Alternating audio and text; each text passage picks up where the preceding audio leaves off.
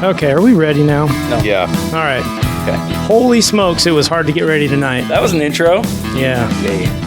Thanks, everyone, for listening. Thanks for tuning in to Untitled Car Project. We are here again. I'm Rob Spring. I am Grant Gonzalez. Ian Fike. And we are here with John Nidermeyer. Thanks for joining us, John. Hi, John. Well, thank you for having me. Yeah. Here to talk some car stuff, some projects, and some things that we're going to try to stump you. Love car stuff. Okay. Mm-hmm. Perfect. Yep. So I don't really have, I think you had something, Grant, that you wanted to talk about right off the top. Social media, something or other. Oh, for people to go and to Spotify and start rating our show. If you like it, give us a 5-star on it. Any amount of input, it helps us out. It would help us out. It helped grow the podcast a little bit. Strangely, those algorithms work in Spotify, and they look for that stuff. So, the more reviews we get, the better. Check us out on Spotify or any other. I guess if you're listening, you're already on something. So give us a rating, even Apple or Pandora or a YouTube like button. YouTube. Yeah, John, you listen on YouTube, don't you? YouTube. Yeah, that's cool. Very well. That's cool. Mm-hmm. Still no video coming. We can't really figure out. I mean, we can figure out how to do the video, but the editing is a whole nother level of That's going commitment. to be a lot of work, yeah. Exactly, I've got some ideas, but we're probably about a couple months away from it actually happening. Okay. But I've got some plans, so listeners, get prepared. Be prepared. Be prepared. If it doesn't happen, listener, I want you to email Grant at Untitled Car Project. Yep, I will forward it to him. Send it at untitledcarproject@gmail.com. Mm-hmm. It's all Grant's fault. Mm-hmm.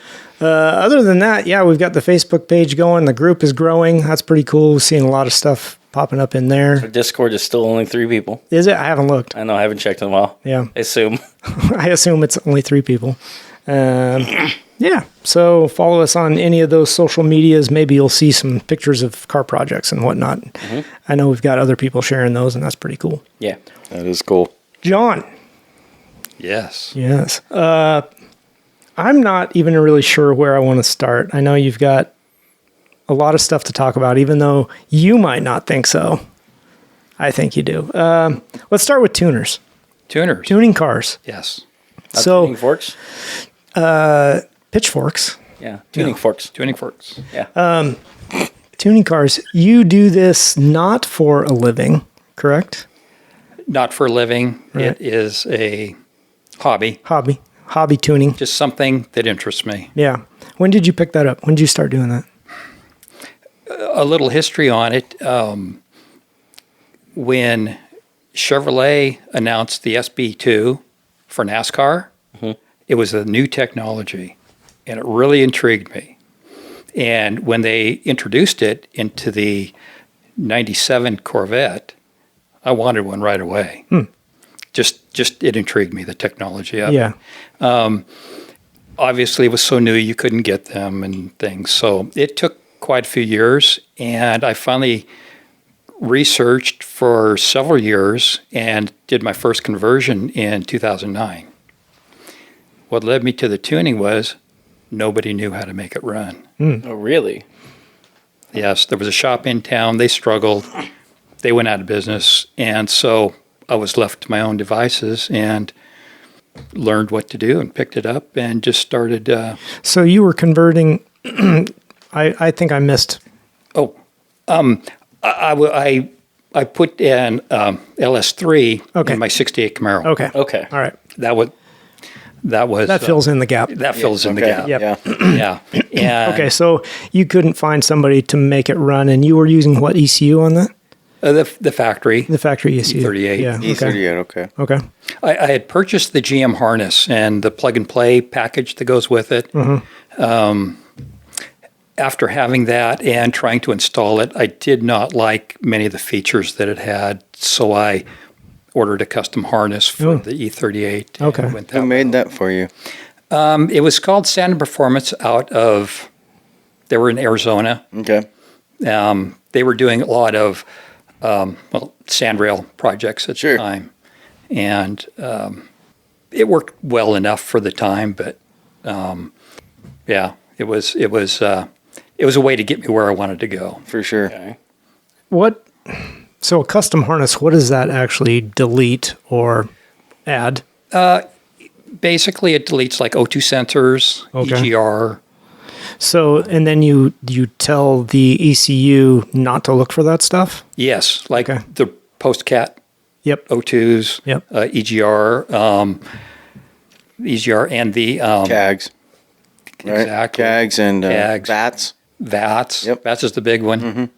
Yeah. Yeah, I've had a few, and I have the same kind of setup in my L99 LS3. So, there's so many people making custom harnesses now. I'm interested to see what you have now. Did you upgrade it, or are you still running that one? I have. The early one was a drive-by cable throttle body.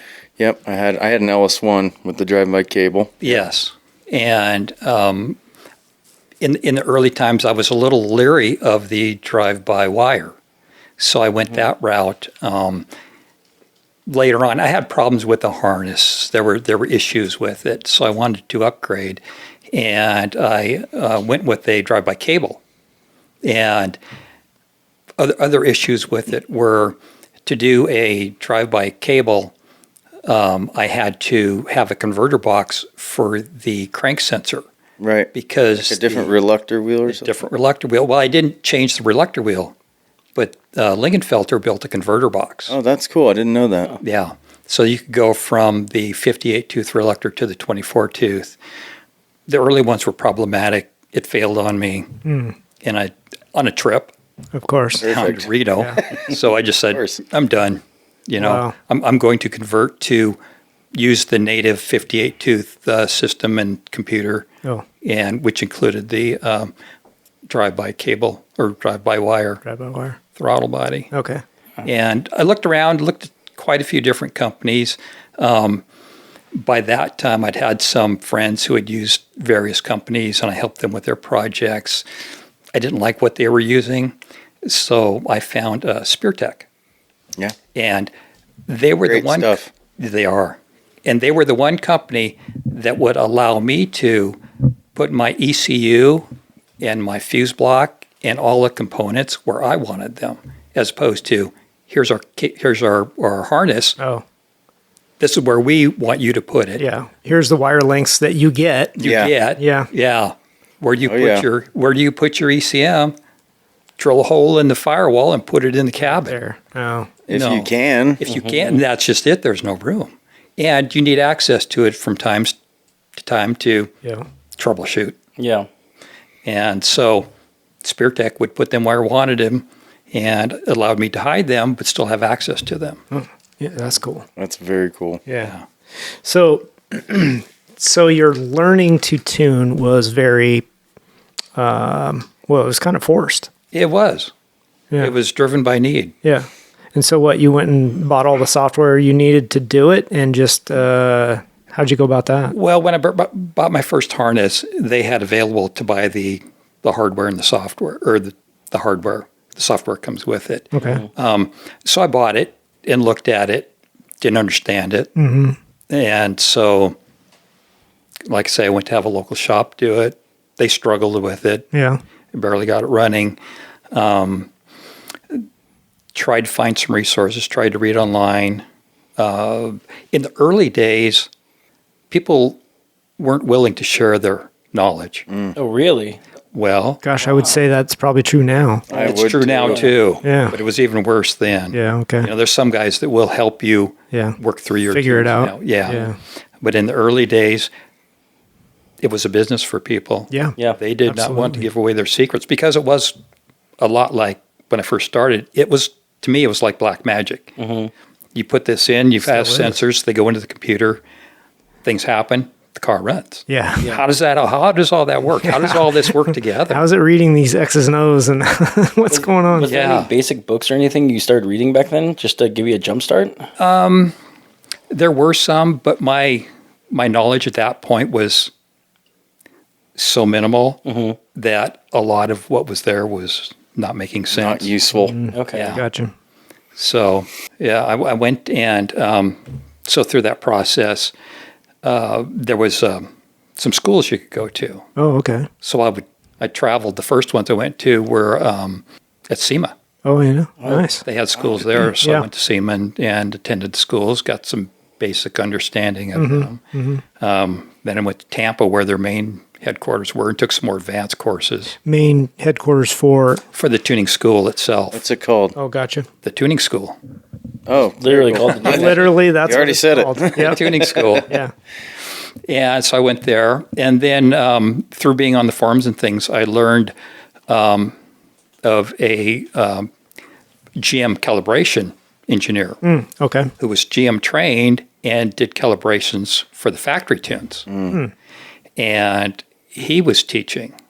And I bought a couple of his books and read all I could from there. And then he was having some live hands-on classes, so I attended those. That's cool. And those really gave me a much better understanding, because he went through not why you go in certain areas and adjust certain things. He taught you why you're doing it with mathematical formulas and things. Oh, Sure. really? Because that's how GM did it, and that's how he knew how to do it. Okay. So he taught you why you were doing it, not just do this, Not just because it works. do this, right? Yeah. Yeah, but the reason why is always helpful. It is. Yeah. Yeah. It helps you with the background of why, what's this going to do? Not just that I do it and it runs, but what is it doing? What's it doing and why is it doing it? Yeah. Yeah. No, Did he that's ever try to push you guys to experiment then? Or just be like, just get basics down, get the why? There was experimenting is always part of it, because there's a lot of tables that modify certain aspects of how the engine runs, and once you get through, there's just a few basic tables that actually make the engine run. And as Ian was talking about, the MAF and the VE and the spark. Yep. And that's basically what it needs. yeah. And those are the basics where you start. And once you get through with those, then you can do drivability issues and work into those areas. And those take some experimentation to Okay. find out exactly what your car needs at a particular time. Okay. But there's got to be, I mean, I don't know a thing about tuning, right? So it seems still to me like black magic, like what's going on in that little computer box. But how dangerous is it to experiment with those tuning factors, right? To try to fine tune once you've got the basics down and it runs, maybe not great, but it runs. How careful do you have to be? Well, once you do the basic tables, everything else is just a modifier to those. So unless you go very extreme in an adjustment, Okay. you're not going to hurt anything. Okay. Yeah, that's kind of what I was wondering. Yeah. And even on the basic tables, though, what's it like? There's got to be limits, high and low limits, I would assume. Like how close? How do you formulate that question? Yeah, that's a good question, Rob. Yeah. When it's generic 0.0, right? Do you have to know a baseline for what you're working on to set it up, or Well, how do you get there? most of the tunes, you have a factory tune to start from. Okay.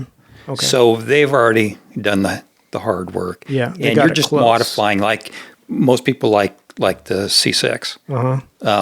Put a cam and heads in it. Okay.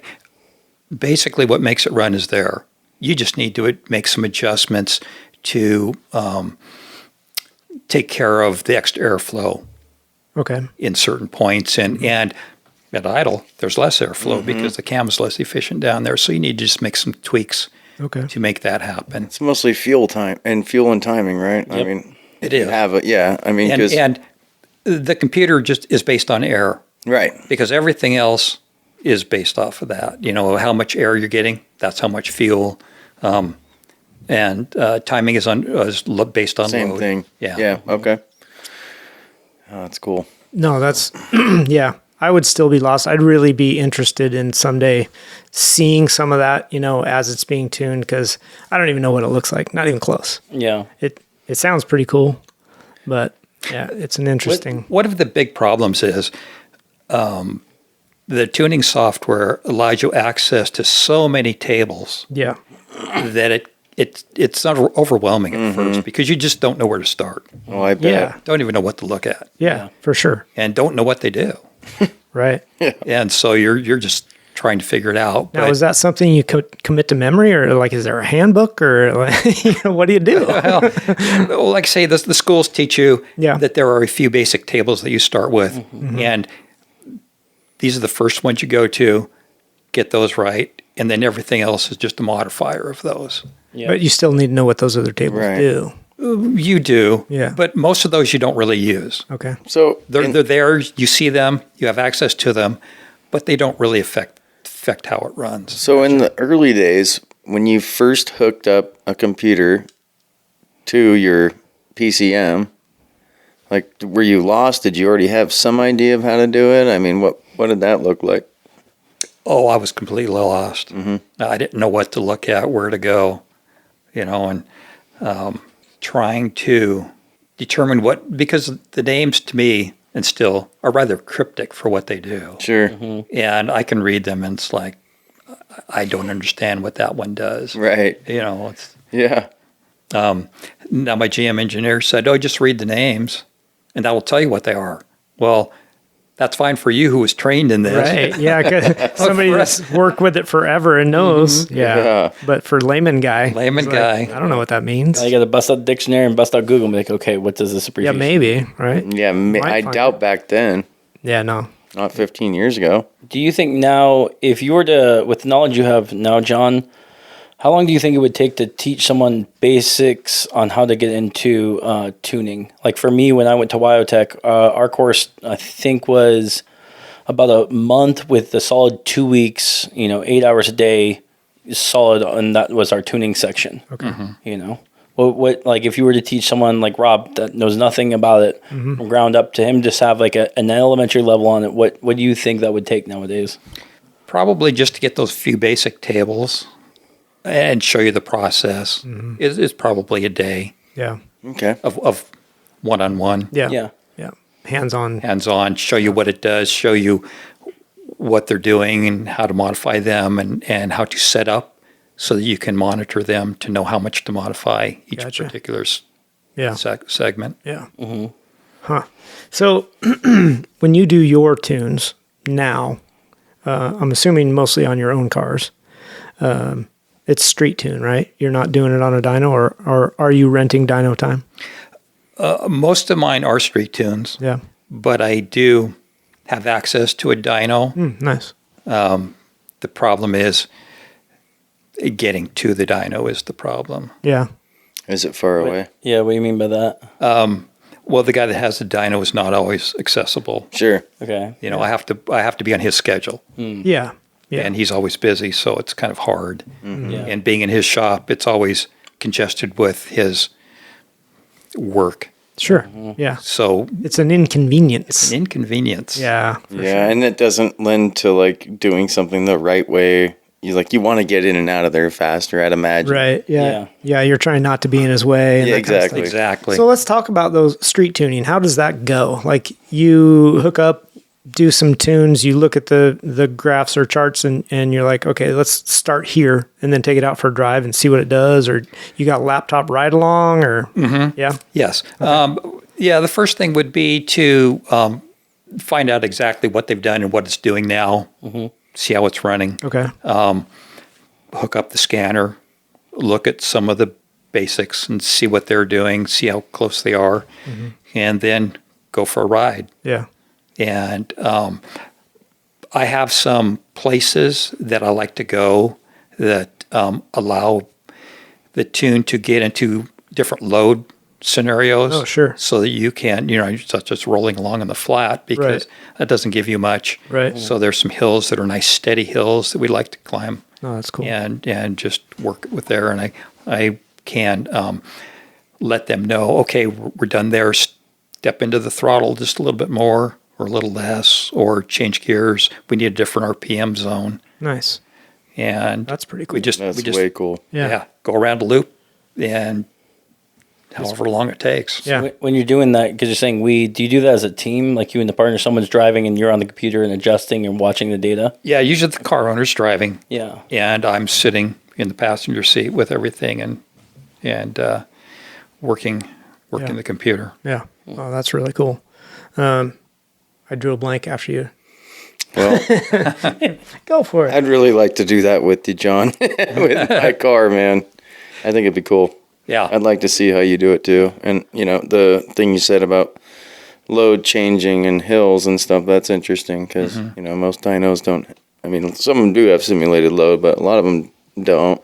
Mm-hmm. Well, and the one we use has that. Oh, that's cool. It's a eddy load dyno, and you can load it up and have it hold an RPM and just step the throttle through. Wow. And get into various loads. That's pretty cool. Yeah. Yeah. The problem with that is it generates a lot of heat. Mm-hmm. Got to cool down. Yeah. Is street tuning as accurate as dyno? No. Yeah. Okay. The dyno allows you to do things you can't do on the street. Gotcha. Like we're just talking, loading it up to its levels that you can't get to on the street, no matter which. And the other problem with street tuning is there's so many variables. You need to be, as they call it, steady state. So that you're just holding it steady and letting the air flow in a nice uniform manner. Okay. That's hard to do on the street and really do a good job of it. Okay. Yeah. If you're on a dyno tuning, I mean, I've seen a lot of videos of it, and it seems like every time I see it, somebody's in the car running the car. But can you run it from the computer? No. It's not even a drive-by-wire. You can't do it. No. Okay. Yeah. It just seems like that would be a good way to be able to. It's like, this is where I want it. You set it there. Press go. Yeah. Well, you still need to run the clutch and Right. everything. Yeah. Yeah, that's true. So. Right. Yep. I was going to ask, if someone is just getting into tuning and they're getting used to it, so would you recommend if someone's just starting out to rent to dyno or get someone and do that on a controlled area and so they can figure out and fine tune their tune? Or is it better for them to be on the street because they're more active and have more abilities to have that, but it'd be less accurate? So this is for somebody that's just started to learn. Starting out. They're just starting out. They've got an idea of a tune. Like if Rob was to say he wanted to program one of his Corvettes and he's like, I got this tune, and he's like, okay, do I test this and say go and find a friend with a dyno and test on there, and so I know Baseline, basically. get a baseline from that one? Yeah. Or is it better to be like, okay, I've got more time than that, I can go on the street and start tuning it that way? But if he's doing it that way, it's going to be less accurate, right? Well, once he gets a baseline of knowledge so that he understands what's going on, probably just driving the street and seeing what it's doing be best, so that when you do get to a dyno, if you do, that your time is more efficient at that point. Sure, because then you can tell them, this is what I feel it's doing when I'm driving it under certain conditions, certain throttle positions, that kind of stuff. Yeah. Okay, gotcha. So, John, do you exclusively use HP tuners, or do you have other software? I have HP tuners and EFI Live. Okay. Have you ever looked at like the Holley Terminator X thing or anything? Have you compared it to that, like ease of use? I prefer the GM computers myself. Sure. Yeah. The like for me, the Holley and the others, they work, but I would compare them as in their functionality as to being more like tuning a carburetor. You just get these very basic things you can do with it, and that's it. Whereas with a factory HP tuner's tune, or EFI Live is the other one I use. Okay. You have access to a lot more modifiers that can kind of round out the tune and polish it more and make it more of a fine-tuned. That's interesting. It is interesting, Rob, because so many people run the Holley stuff. It's really basic. Oh, yeah. Okay, that makes sense. They run it because it's easy. Yeah, because it's easy. But they're like, oh, why would you want to mess with HP tuners? Because Well, then would it be better to run and get used to Holley first, and then That's a good a quote. lot of people, for example, let's just use like Microsoft Movie Maker. People use that to make YouTube videos, but professionals who use Adobe Premiere, the studio, like, is the tuning the same way where it's, it's better to start with the other, like Holly, because simple, or it's better to start with HP because you have so much more you can do and jump into it, even though it's a more steeper learning curve. Yeah, I would say that. I guess in the end, it depends on your end goal. Mm-hmm. If you're running like a race car, it doesn't matter that it idles as smoothly as you'd like it, or various things. Mm-hmm. Then the aftermarket solutions Just fine. work just fine. Okay. But for something that I like to drive on the street, You want it to be mild-mannered and smooth and not have any hiccups. exactly. Yeah. When you're cruising around, you don't want it to stall at a stoplight sign or Right. Yeah. things like that. Yeah. Or have a dead spot in the throttle or something like that. Mm-hmm. Yeah. Something I thought of was when you're tuning, you have your computer right there. Can you see if it's burning rich or lean, or if you're building excessive heat, anything like that? Can you actually see that on the screen, or? You can see the richer lean. Yeah. It's based on the O2 sensors. Okay. GM uses the narrow bands, which tell you only if it's on the rich side or the lean side. Oh. But you would put in a wide band and watch that. Okay. And that tells you where you're at. Oh, so you can dial it in more specifically? Yeah. Yeah. So, do you have a wide band that you put like in the tailpipe, or how does that work? Or do you actually modify the actual car's one? Yeah. Well, I like to have a second bung put in for the wideband O2. Where does that cool. go? Just That goes up close to where the original is, as close as you can to where the pipe starts. okay. You want it as close to the head as possible. Yep. After the runners, essentially, I'm sure. Yes. Yeah. Yeah, where everything collects together and has a chance to mix a little bit. So being able to see that, does that help you actually really dial it in more accurately? It is. Yeah. Yes, it does. Something you're not going to get with aftermarket tune, like with a Holly or whatever. Well, I think the they Hollies do have a wide band. have they? their own method of doing that, Yeah. and they will dial in. Mm-hmm. It's just the modifiers. They don't have the modifiers that the factory computers have. Yeah. Yeah. That's really interesting. Yeah. So your specific when you tune is just GM stuff. Just GM. Yeah.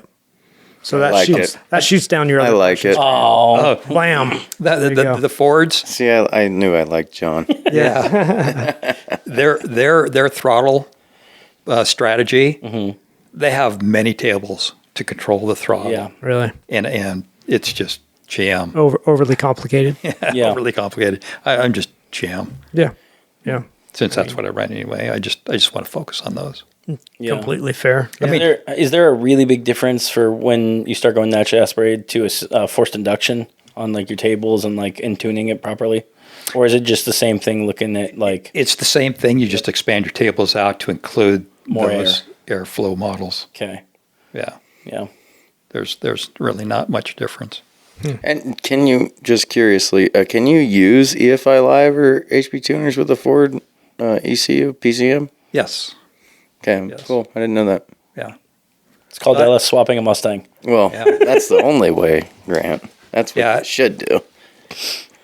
And HP Tuners is really expanding what they have access to. I don't remember everything, but they're into a lot of European, a lot of getting into some of the Asian cars, Cool. the side-by-sides. Oh, really? Oh, really? That's awesome. Yeah. It's a big market out there. Yeah, it is. Yeah. Yeah. How many cars have you tuned, do you think? Kind of a Probably random question. But 30. yeah, 30 or That's so. cool. Yeah. How long have you been doing it? Probably, what are we now? 10 years. Yeah. That's cool. And of course you do all your own stuff. On my own. Yeah. And my friends, when they finally get around to Yeah. converting. And doing most of something what I else. do is conversions. Oh, really? What yeah. do you mean by that? Like a swap? Like Swaps. Okay, yeah. Yeah. LS swaps. Stuff like Yeah. that. Yeah. That's awesome. I don't do very many factory tunes, or not factory tunes, but And most of the ones I do are Corvettes. Yeah, I bet. You know, people with Corvettes want to Yeah. make changes. So do you always ask them to put that secondary bung on for the wideband first? Yes. Okay. And you just need it on one side? Just one side. Okay. You can do tuning without that for just drivability. Mm-hmm. But as soon as you go into power enrichment, it requires a wideband. Yeah. Because the computer goes into open loop, it's no longer looking at the O2 sensors. So you need something to monitor, Reference. make sure Yeah. that you're in a safe zone. Right, so that'd bring back almost Rob's point where you could really destroy something if you didn't have it. Right. Yeah, with the Yes. running it too lean or something and burn a hole in a piston. That's fun. How much stuff can you actually turn off? Like you get into the ECU, you know, there's a lot of, a lot of codes on my dash that I ignore. How much of that can you turn off? He wants to turn off all the Christmas tree. Oh, I do. Yes, I Probably do. all of it. Yeah. Probably. There are some things that come through the body control module Yep. that I don't have access to. I already turned those off. Oh, well, then you're safe. Yeah. Actually, the one that annoys me right now is I put an aftermarket fan controller in it because I didn't like where a Corvette turns the fans on high. It's like 235 degrees. Oh. So high. Terrible. You can fix that. You could. You're right. But I went the other direction. I just put a new fan setup and radiator and a new fan controller. But that leaves my old fan controls still off the factory ECU. It's looking for that resistance. So it throws a code. I want to turn that off. So that's just one of those things. You can definitely do that because on my chassis, I don't use any of the PCM fan stuff. Yeah. Like because what's cool about my car is the chassis has its own fan controls because I'm still running my radiator and fans from the original. Yeah, from the original car. So I just turned them off completely. Yeah, gotcha. Which is pretty nice. Yeah, I want to turn that off and TPMS. Because see, race tires. Yeah, and see that's one of the things that I use is a 2013 Corvette operating system. Oh, really? And I focused on that one because it's very versatile. Yeah. And it has, for controlling the fans, pulse width modulated control so that they just ramp up and ramp down. Right. And I really like that because like say conversions, you hear the guys coming in and the fans are just full bore. Right. And yeah, that's not it's not a fun thing. I put the PWM system in, but it's just a standalone system. So I feel like this is where my Ford brain's not translating the Cheviness. what? Well, I don't know what whatever you said was the A27 something. PWM is pulse width modulator. Okay. It's a DC system, so it just gives it basically modulates the ground, I believe. Yep. Yes. To changes the motor behavior. give it enough power to increase your fan speed per whatever heat you have Yeah. to keep it at a certain temperature. Okay. So what's an A27 Corvette? Oh, 2013. 2013. Oh, okay. That's like I'm sure the ECU and base tune you use, right? And system. Yes. Okay. Yeah, I know there's a there's a lot of stuff you can tune out of them, but when you don't have that ability, you just look at the Christmas tree on the dash and you're like, "Yep, hope it's okay." Rob, that's when you take off the dash and you just pull the lights, Just bro. pull the lights out. You just do the Black Gonzalez tape way on the dash. Exactly. Yeah. Black tape. Be like, I will fix this later. Yep. Oh, that's the other thing is all the seats.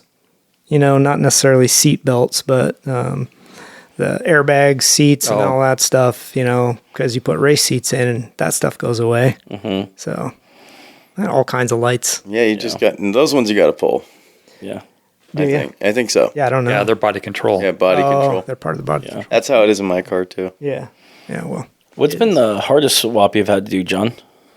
The hardest things that I come across are people that have already read the magazines, watched the TV shows, get all excited, think this is really easy because it looks really easy on TV show or in the magazines. Yeah. And they put all this together and it doesn't run right. So like the taking over of someone's project. Exactly. Yeah. and trying to track down what went wrong and where it went wrong. Mm-hmm. And you're just getting a bunch of well, I kind of, and then it did this, so can you fix it for me? And you're only getting half the story. Yeah. half the story. Because they all want to be like, well, I kind of, put a bunch of values in. Supposed but to they do. just didn't know Right. that. And they went and had somebody modify a harness and did it cheap, and you don't know what you have. I wanted to. Bad wires, bad connectors. Yeah, I wanted to touch on that. Have you seen anybody using like the real cheap harnesses, like the $80 ones you get on Amazon and stuff? Or like the Home Depot special. Yeah, Have you seen nothing but problems with them? nothing but problems. Are you talking from experience? Maybe. Maybe. Not on my LS3 swap. Like I actually got a good harness this time, but yeah, I kind of had some issues. But I also have had them work very well. Yeah. Like a $200 harness that just worked for Crapshoot. years. Yeah. Yeah, it is a crapshoot. Yeah. You could get a good one. You could get one that was made on a Friday. Right. You don't know. Yeah, I was know a just guy curious. that can do this for $100. Yeah. Oh yeah. Yeah. They modify the stock one. Mm-hmm. Yeah, Interesting.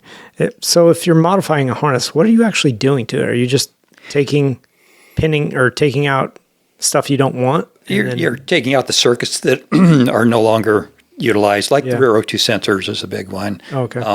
And the EGR fan Transmission controls, if you're stuff. not going to, if you're not going to use transmission. Yeah. Why do you need to take that stuff out if you're just going to tell the computer don't look for it? Because It's a mess. yeah. You just have a boar's nest of wires. But I guess my brain is thinking it's stock, right? So it's all there anyway. Yeah, but sometimes it's not. You know what I mean? Like in Well, in your instance, yeah, I can see it because Yeah. you're putting it in a different car. and I feel like a lot of people are doing that too. Even like, if they're doing a swap into any car, or even they just want to simplify it because you just don't need all that stuff there. Gotcha. Yeah. Kind of. I'm kind of the guy who likes to keep everything factory. Like I know if I did a swap, everything would have its own place and everything. Like, okay, wire's not used. Why is it not used? How would I get it used? What was the point of it? Yeah. Right, exactly. You'd wanna want it put gone. that stuff in. No, he'd want to put the stuff back in the car. Yeah. Yeah. But not if you don't need it.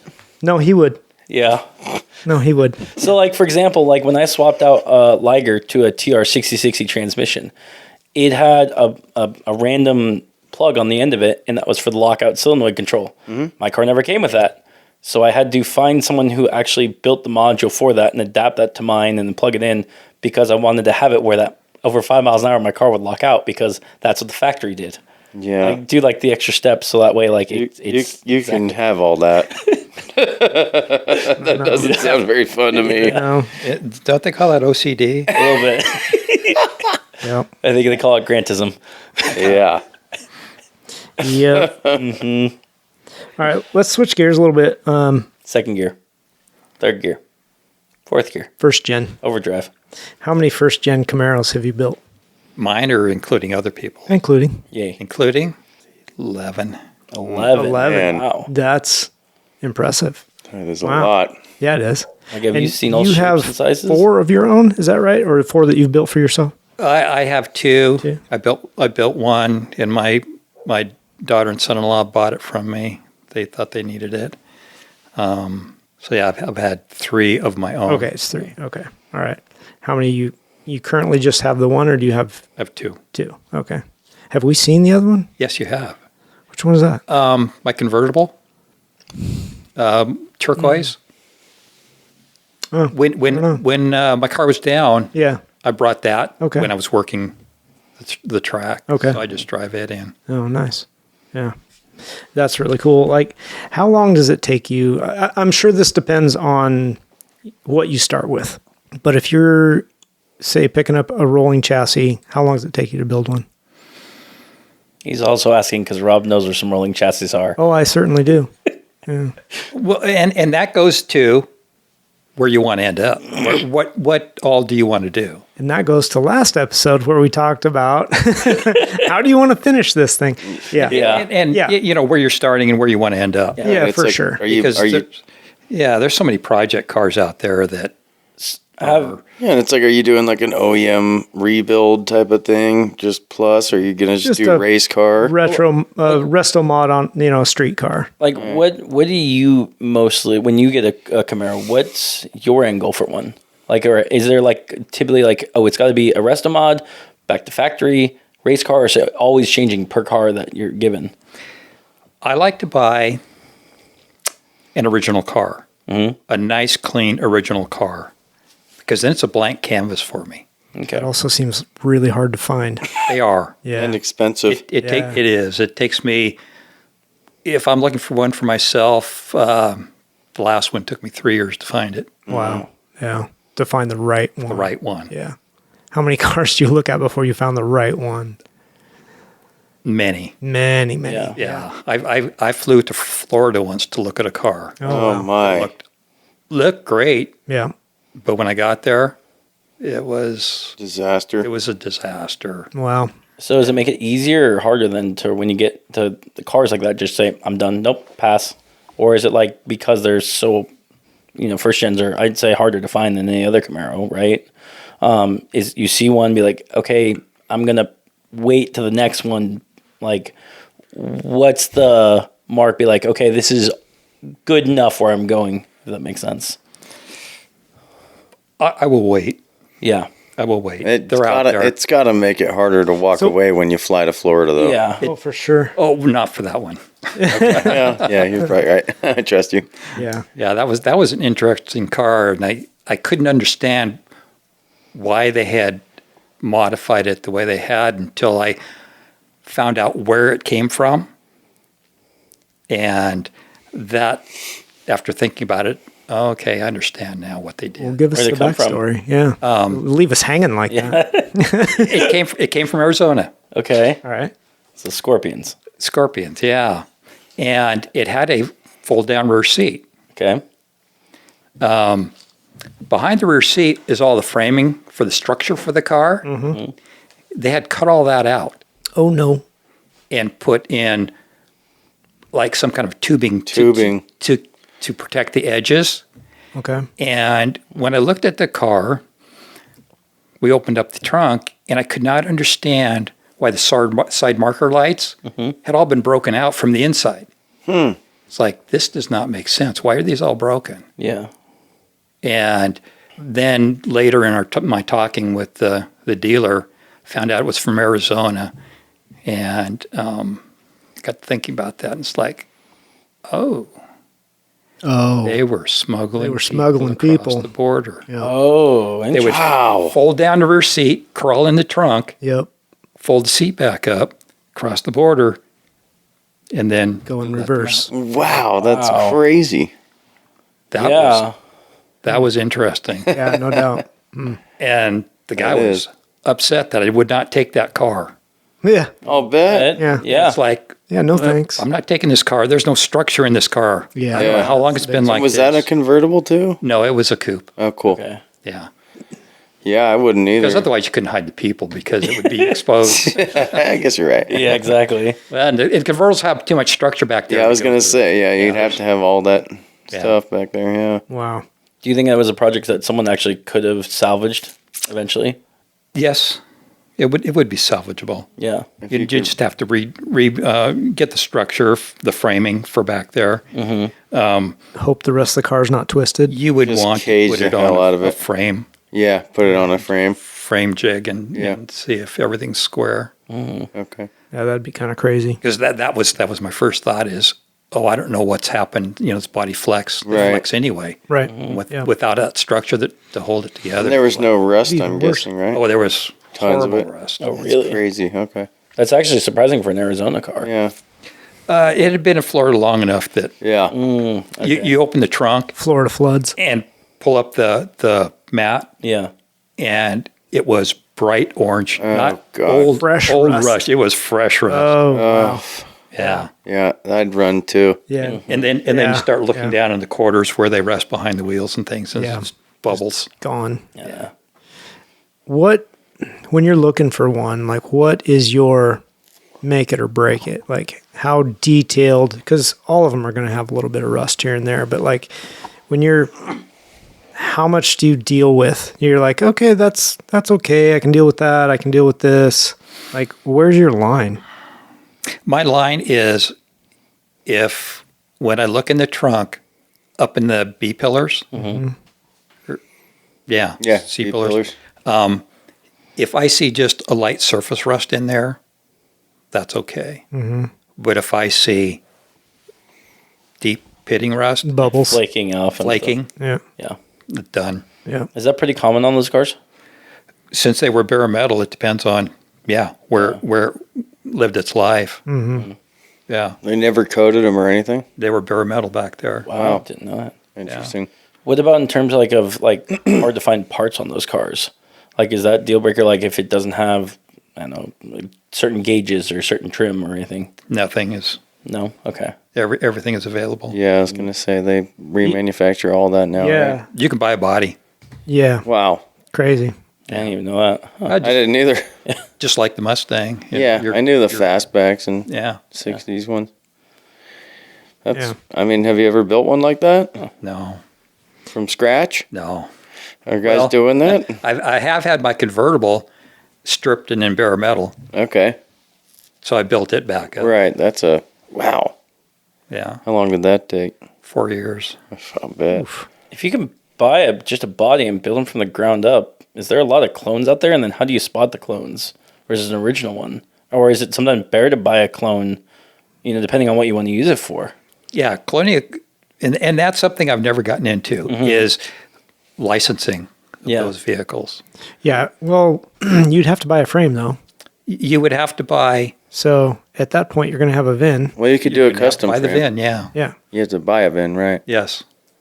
So Buy a VIN and a VIN tag. Or a Yeah. parts. Yeah. parts A car. parts car. Yeah. Yeah. And Or just from transfer parts. it. From what I understand, there's not very easy. strict regulations on that happening. Oh, really? There is. Yeah. I know in Oregon it's very hard to do. Yeah. I know in places like Florida it's pretty simple to do. You can In Texas. in Texas stuff like that. Yeah, you can get a VIN pretty simple for a car built from parts. Oh, Really? wow. I didn't know that. No. Because I thought you could. Nothing I've ever looked into. Yeah, I figured it'd be something like a kit car where you just go and then you just register it from there. I mean, that's probably possible. Yeah. I mean, you've built it from all parts from 25 different cars or whatever in a Exactly. body from a market somewhere, Well, yeah, and I it's, don't know. it's a pretty newly manufactured body too. Right. It probably got made in last year or so. Right. I don't know if they keep those in stock or if it's made to order. Like when you order it. Yeah, I've never checked. Interesting into that. question. Yeah, I don't know either. So on your particular builds, say your convertible, what condition was that car when you started? It was an all original car. It had never been. Nobody had ever modified it Okay. or anything. Yeah. Still in its original sheet metal. And those are the cars I look for. Yeah, That's why Yeah. it takes so long. sure. And it was, for the time, it was a fairly low mileage car. It was 20 years ago, Yeah. and it had 96,000 miles on it Yeah. That's good. And obviously in decent condition. in decent condition. Yeah. Yeah. So, and did you keep the motor in that one or did you LS swap that one too? Everything I buy gets an LS swap. Yeah. Yeah. So then what do you do with the original love motors that. and trans and stuff? Just huck them? They're Okay. just gone. Well, they're boat anchors, dude. Yeah. Yeah. I guess. I know They're- some they're- people like matching numbers, you know what I mean? So Oh, it makes no difference to me. I don't. Me yeah, neither. Cool. They're never going back. Right. yeah. Exactly. My blue one, Yeah. that race, I still have the original engine, a drive line for that. Drivetrain. Yeah. Yeah. Yeah. But you're just, It's just in the corner. it's just never sitting going there in. because, It's yeah. yeah. It's useless. Would you still do That's something how like I that for feel. like a specialty Camaro, like if it was an old Copo or a 427 motor? No. Okay. Those have to stay. Yeah. Even though mine was an SS, it's like fair Yeah. game. Okay. It doesn't matter at this point. I mean, what's the value in that car? I don't know. Yeah. The value is, I don't know either. and you know, when I pick up a car like that, I pick it up with the intention I'm never selling this car. Right. I completely understand that. Yeah. Yeah. What, when was the last one that you purchased? My blue one. I don't know. How long ago was that though? That was 9 years ago. Okay. Yeah. And then you go through the restoration process. So even 9 years ago, Well, those were not inexpensive to pick up. No, it wasn't. What do you think of the prices of them now? Like when you see somebody selling a rolling chassis that's pretty used up, rusty, and they're asking 16 grand for it, no motor, no tranny, barely any components. It's insane. It is insane. Yeah. And it makes me glad I'm not in the market right now. Yeah. I'll bet. You know, Since COVID, I think it just really got out of control. I'm not sure why for these, because the earlier ones, like the 30s, 40s, 50s cars, Right. they're not doing that. No, they're not. No. But the muscle car era, Yep. they're doing that. Yep. They're still drawing and big dollars, and it's increasing. It could I be. blame my generation. Well, I was going to say, if I could throw some speculation out there, I think you're right, Rob. yeah. I mean, COVID put a lot of people of life or death situation, Yeah. and a lot of people survived that. And some of those people were probably like, "Well, I'm limited time on this earth. I want the thing I've grown up with." Sure. You know? Again, I blame my generation. Yeah. Because we grew up, you and I are roughly the same age. So we grew up with those cars as teenagers. Right. And Affordable. Right? then, Were they? yeah, absolutely. But then, you know, life happens. We sell those things. We get old enough now with a pocket full of cash, and we're like, you know what? I want one of those again At any cost. at any cost. And that's drives what the price up. So you telling me when I'm your age, you're telling me the DeLorean, the Explorers, the Jeeps, all those from You've the movies? already started. You have already started. And yes, absolutely. I'm surprised you're not shopping for a DeLorean right now. Maybe. Yeah. I'm always on the hunt for stuff. Yeah. So, And you know, that was the fun thing of when I was a teenager, these cars were introduced new. Yeah. right. And it's like growing up with that in that era when those were the new cars and everybody was wanting. Yeah. That was something to live through. Absolutely. I'll bet. Yeah. Is that why you got into Camaros, like specific Camaros? That one you remember being a kid, rather than say like a Mustang or like a Dodge? Like what drew you to the Camaros? You know, I was around all of them, but I like the lines, the lines of the Camaro. He's a Chevy guy, not a Ford guy. I get it. I mean, but I had one Ford. I'm just, I mean, Grant brings up a good point. They all looked pretty good back then. They Yeah. did. And they were all competing with one another, so they had similar performance specs and all that, you know? Yeah, the Cudas and Yeah. Challengers. Yeah, I love the Cudas. Yeah, the Yeah. early 70s Cudas were my favorite. I mean, as far as looks and perform, but they didn't make as many of them Yeah. as the Camaros. It's Camaros. Yeah. Well, and the Mustang is still, and that's probably why the early Mustangs are still affordable, is because they made so many. so many of them. Yeah. Well, that's the funny But thing that's about true. the Camaro. The first gen Camaro, there was 220 some thousand of Yeah. those made. Yeah. They're everywhere. They made that many? They made that I didn't many even know in that. a 67. 3-year run. In 67, it was about 220. In 68, it was about 235. And in 69, it was about 245. Yeah. God. So I was gonna say I agree with you guys on the Mustangs that they're everywhere and you can get them still cheap, but I think the specialty Mustangs have gone astronomically insane. yeah. Like a 427 or a 428 Cobra Jet's like if you get 500 grand. If you get of course, the same with- low run special cars, yeah. You get a Shelby badge. Yeah, you get same anything, with the you know. 440 CUDA, you know? Those things are insane. They didn't Well, make and many there's of them. certain Camaros that are that way too. There are. You know, Yeah, the Zill ones, the special build ones. the Yankos. Yep. Yeah. Yeah. Do you have a favorite year of the first gen? Because it was what, 67, 68, 69. Derek went on a whole rant saying how they're all different. I know for me, like my favorite's the 67 because of the smoker windows, and I also that was the first Camaro ever driven was a 67 with the 545 engine in it. Like, what about you? What's your favorite gen or favorite For year is 68. It's 68. How come? I like that body style or that shape of the 67, 68s. I like how they trimmed out the 68s as opposed to the 67. I just like the finish.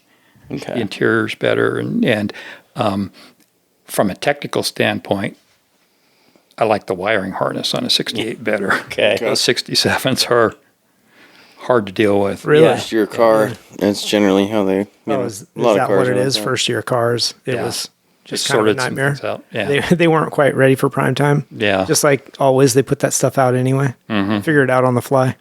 And I'm not a fan of the wing window. Okay. When you're putting one of those together, and when's your next one, by the way? Because you're about due. 9 years. 9 years. It's time. No, it's time to enjoy what I have. Oh, come on now. You got to put another one in the shop. Start working on it. No, that's that truck. Oh, yeah? That's Truck. the next one. You're 72? Mm-hmm. Oh, that's a good Is idea. that the one you said with a bunch of miles on it? The one you've had for years? Yes. Yeah. Yeah. I'm missing this story. I'm the listener right now. What? You were late to the. I was late to the game. party. Late to the party. Yeah, go ahead and Tell us them. about this truck. That's good. Oh, I have a 72 Cheyenne 4x4 Nice. that I've had for 48 years. Oh, wow.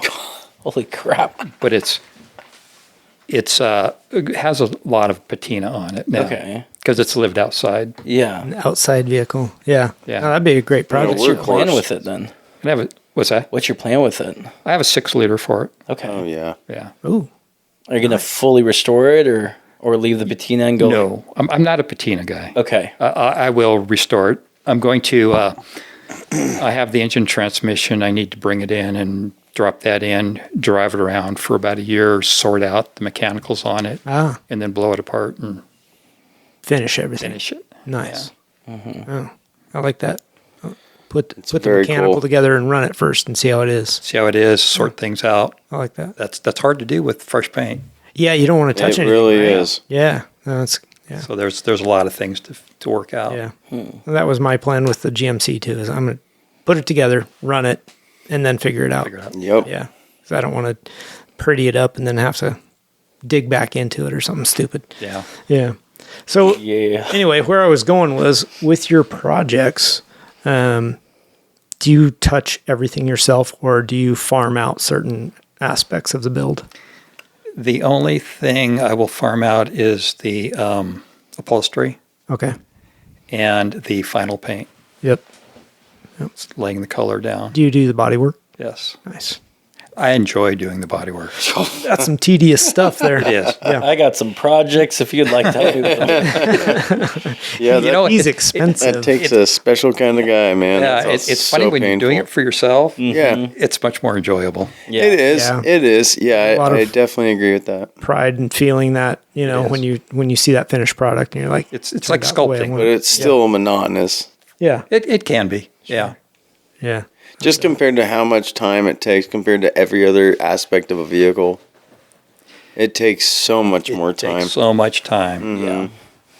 But the thing is, if you work on it and you don't quite like the way it turned out, You can just do it just go again. back and do it again. Yeah, it's right. That is cool. You're right. Yeah. I don't A lot know. of control. For someone like me who's a perfectionist and also an ADD person, that's like two combos that don't work out. Especially be like, oh, just spend hours on this. It's not done, but it's not perfect.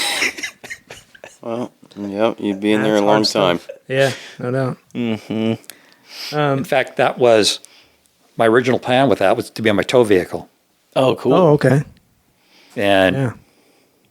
I haven't gotten there yet. Maybe someday. Someday. Yeah.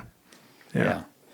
What would you say is the hardest part about doing a full restoration like that? Like really either the most tedious or the most frustrating, or what gives you fits? What caused the most curse words? Right. Well, yeah. Motivation. Yeah. That's the hardest part. That's the hardest part. Staying motivated for that Staying amount of time. motivated to go out and do it. Yep. Yeah. Yeah, we just spent like a couple hours talking about that. we did. Yeah. Yeah.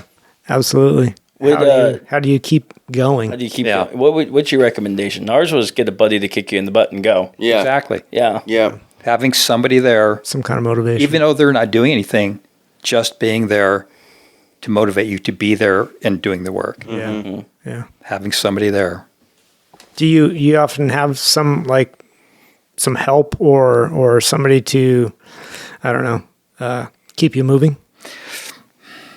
Not generally. Not generally. Yeah. Most of the guys that I hang out with are They're like, you're doing what? No, I'll see you later. Well, they're probably and they're so busy far away. too. It's a tough drive. They live on the other side of Seattle. Yeah. Okay. And nobody wants to make that drive. Yeah. Yeah. Yeah, especially during rush hour. And they probably got their own projects going. And they do. Yeah. We kind of go back and forth helping, but Sure. it's tough, and we're getting to the point now where projects are not as fun as they used to be. Yeah, I suppose so. Yeah. That motivation, That burnout. it does. Yep. It does happen. Yep. Yeah, we talked about that. So we also kind of touched on if somebody's looking for a base, what you look for, but you're really particular. If somebody's not as particular, how much can they get away with and still have a good project car? That's a tough one. That's That is a tough one. And that goes to very careful examination. I will get down and look in the rocker panels to make sure there's nothing hidden in there. If the rocker panels are good, the basic roof structure and upper sail panels of the car are good, and there's nothing going on around the windshield, and I would say it's a good project car. Pretty good. Yeah. And you've done the basic looking in the trunk and all that stuff. And Yeah, to get to where you're going. Floor pans, right. Trunk pan, they're pretty common. Yeah. Trunks. A lot of that stuff can be replaced. How difficult is that? I mean, you've got to have somebody that knows how to weld that stuff. But Yeah. Weld and shape metal. yeah. Bend pipe and use a English wheel or a hammer and rock. Well, not Replacement necessarily. parts. Yeah, they sell those Panels. parts anymore that you can just Yeah, every panel's available. Yeah. you just cut them in. It's just extra work. It's just work. It's time. How much time do you want to put in? Yeah, exactly. And the other side of that is skill. How deep is That's your true pocketbook? too. Yeah. And not everybody can do it. Not everybody can do it. How much more in depth is a restoration on a convertible versus a coupe? Or is one more complex than the other? Because you definitely have with one more structure than the other one. You know what I mean? Overall, I would say that the convertible is probably easier depending on where it's lived its life. Yeah. If it's just the basic, trunk pan and a little floor work, yeah, they're probably easier. The bracing is a little harder on the convertible. Okay. Because it doesn't have that roof structure, so you have to be very careful that you've done a proper bracing job before you start cutting things. But yeah, I'd say the convertible is probably a little easier without the roof structure and working around the rear Glass. window and things. Yeah. Yeah. Have you had any in your early builds, any mistakes you made or anything and be like, I wish I would have gone back and redid this, whether it was your project or someone else's project you worked on? Yeah, you learn how to hang quarters. That's the big one. Okay. Is learning how to properly hang a quarter. That was something that took a little bit to figure out. Okay. Not that doing one is wrong. As long as everything lines up, it's good. But there's little techniques to make it easier. I guess easier. Make it easier on yourself. Yes. Yeah. Gotcha. Yeah. A process. And you're talking about the front fender or the rear section or? The quarter panel. Yeah, the rear quarter panel. Okay, yeah. So, and you're patching these in too? You've done that before? I haven't done patches only if the pinch weld around the wheel well is bad. I like to keep as much original metal as possible. Sure. So I'll do that rather than replace a quarter. I will do the patch panel behind the rear tire. I will patch that. Okay. If there's much more damage than that, as much as I hate to, I will cut it off and put a new one in. Yeah. Just depends on how much is there, how much much is you there. need to replace. Yeah. I'll do a skin instead of a full quarter Yeah. Gotcha. because there's less there. It's a lot more welding, but Yeah. in the end, it makes a nicer job. Sure. Yeah. And I do not like a lap weld. Oh, yeah. Yeah. Yeah. Yeah, I've seen people do that, and you look in the trunk and you see it. And it's like, what? Yeah. So, could a novice take on a project like that and be successful? Just your regular garage mechanic, never restored a car. If they have an experienced person to guide them. Yeah. Yeah. Yeah. I I would say no. That's not the If one they to had start on. experienced, Yeah.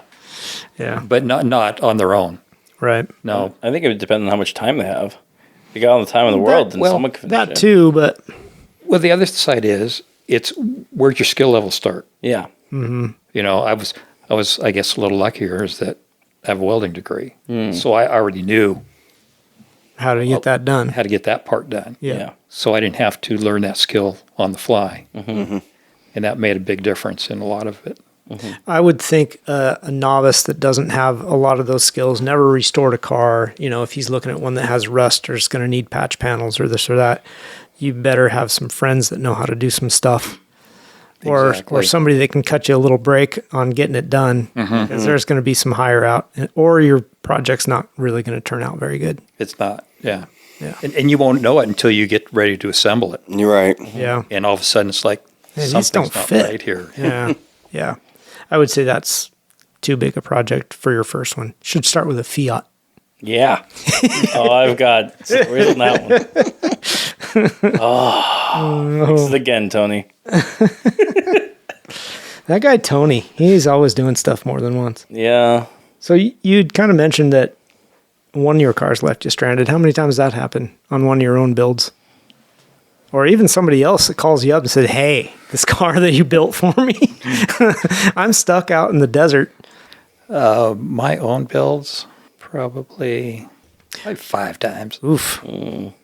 For various 4 times too many. trips. Yeah. Yeah. Just. And nothing that didn't get accomplished, but just for various reasons. Yeah. I had a problem and I had to resolve it. Yeah. Were you able to field fix it and get back going again, or Sometimes. sometimes? Yeah. Yeah. Sometimes I had to have them towed in somewhere and so I could get to access to things. Yeah. But, Just never know. The worst was a transmission Oh. went out on a trip. Yeah, you can't see that coming. No. Not really. TV cable. A what? A TV cable on the 204R. That's the cable that goes to the carburetor linkage, and it controls the shift points. Okay. Wow. And the transmission crazy. pressures. Okay. And it jumped off its little Huh. pulley system on the carburetor, and Wow. it went to shift gears, and it just Zip. free revved. Oh, man. And shortly after that, it was gone. I bet. So, That sounds right. so on a road trip Yeah. Shoot. in Redding, California, had to have it rebuilt overnight. Oh, man. Wow. Wow. But they got you running by the next day, huh? They did. With something like that, did you know the shop already and you just be having a good place, a good time, or just enter a shop and be like, hey, can you do this overnight? Here's a boatload of money. A lot of prayer. It's a boatload of money. Oh, shoot. Yeah, pull out that credit card Yeah. and smile when you do it because Yep. you're stuck. Yeah. That stinks. So this is a question from Grant, and I wasn't. So if I get this wrong. Okay. Okay. Okay. So you race your 68 Camaro, the coupe. It's a fairly heavy car. Was racing in the thought when you were building it, or is it an afterthought? When I initially built it, it was just to have a fun driver. Okay. Yeah. So racing came along afterwards, and you're like, well, I've got this. We can. Racing had always been in my mind. Okay. I'd always wanted to race, Yeah. but I didn't build it with that in mind. The racing came from going to LS Fest. Yeah. Wow. And I finally got on the track down there and said, I want to do this. Nice. Yeah. You got the bug. Got the bug. Okay. Yeah. And I'd already built full suspension aftermarket, front clip, rear suspension, Okay. all aftermarket. Yeah. And I raced it down there one year. And then the next year it was like, nope, I'm going all the way. Yeah. Tubs. So did you do the LS Fest in Vegas or? Okay. Because they do that in Texas also, don't they? That happened after Vegas. Okay. They started that one after Vegas. Okay. It's the one in the East that started 10 years before the Vegas one. All right. And I always wanted to go to that one. Yeah. But that's a long haul. It's a long haul. And I was never in know. a position to do it. I want to do the time attack at Coda, but that's a long haul. Long haul, yeah. We'll get back to that, but you brought up LS Fest, and I want to hear about that. Yeah. So how many times have you done it? I've been down to the West Coast one every year but the first year. Wow. Oh, damn. And the only reason I missed the first year was I only heard about it 2 weeks before the event was going to happen. Gotcha. And I did not have time to put it together to go. Okay. But yeah, I go down. I will do that every year. That's awesome. Like, so what's that experience like? Well, what is LS Fest? Is it just literally a giant meet with just LS swap cars of all variety, or what? Yeah, anything so. powered by LS or LT. Okay. Any of the new generation motors. Okay. Yeah, it can be new vehicles or swapped, and they put those motors in everything. Does it go even like to the extreme? Like I know planes have put LS motors into it, or like people bring boats down with LS motors, or They've been there, yeah. Wow. but there's no mostly place for cars. them to compete. Yeah. So they do put them through competition. What kind of competitions? Autocross, Okay. the 3S, What's 3S? Speed Stop, Oh, okay. and what else do we do? Oh, they do drags, Okay. but I'm not so into the drag. I generally don't do that. I might do it just to see what it will do, but And then road course. and Is it time attack or? what they do is they set up an autocross on the road course. Oh, okay. So they call it a track X. Yeah. So like track cross. yeah. Yep. Yeah. Done that before. So Okay. that's fun. And that's fun. Yeah. It's a high speed version of autocross. Yeah. It's pretty cool. Track cross is And something so, are you scored as all the events, or are they scored separately? You have, well, how do they score that? I guess I don't pay attention to that part. Yeah. I just look at my times and compare them to the other guys that are Yeah. in my class. Yeah, that's fair. Yeah. I was just curious if they did a combined all together, or if like you only wanted to do the autocross and the road or the track cross. You know, you could do that, but are you missing out on scoring? Yeah, they do have, I signed up for what they call the Grand Champion, Okay. which allows me to compete in any of the events. Then they have the autocross only, Okay. and then they have drag only. Oh, okay. And then they do off-road there, and I think they do drifting and stuff, drifting. right? Yeah. They do wow, drifting. They do Ooh, I know where Ian's going. I would a love major to go. burnout contest down Yeah. there. Oh, really? Oh, a That's crazy burnout contest. They do, I call it blow up your motor, but they do dyno challenge. Yeah. Let's blow up your car. Yeah. No doubt. And I think So, that's it. have they had that already this year, or when is it? It's in the last week in April, Okay. Nice. last weekend. In And how'd you do this year? Had a good time. Had a good time. Yeah. How long is the event? It's a 3-day event. Okay. okay. Over a weekend, or is it a weekday thing? Yeah, it starts on a Thursday, Friday, Saturday. Nice. Well, I know what I'm doing next April. Yeah, that sounds fun. Yeah. Yeah, I'd like to go. yeah. Be down for Grant's been that. talking about Yeah. wanting to go. Yay. Let's It's- sign. You have to find something with an LS in it. I think I Come could over, figure out Grant. something. We're just going to LS may- swap the Mustang. I see Well, two maybe the Corvettes ghost out car. there. Yeah. There's a know? couple Corvettes out there. We could also do the LS swap. Ooh, with you this need to. Yeah, we could do that. Yeah. We need to get you that 78 Pace Edition. That's true. No, that's Yeah. that would be one thing I'd probably do is instead of building up that 350 that's in it, swap it to an LS motor. Yep. You know, I think that'd be pretty good for that. I don't know if that would be too much power for that for the that chassis? chassis just as is though. No idea. So I know how to fix that. Yeah, Yeah. just stiffen it up and put some bars in it.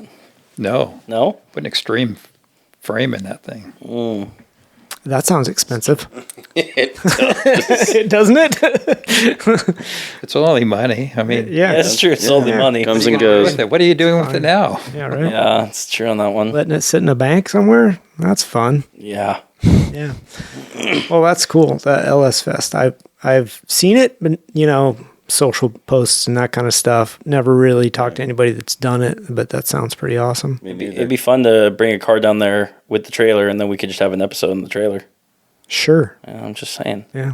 Or I could Yeah, just that would- go there's play at a- LS Fest. Yeah, that would be an interesting event to go Yeah, to. for sure. And Yeah. a lot of people to talk to down there. Absolutely. Yeah. I'm sure we'd work that in. And because Ian wants to go now too. And he's Yeah. got an LS in his car. So, So that's there legit. you go.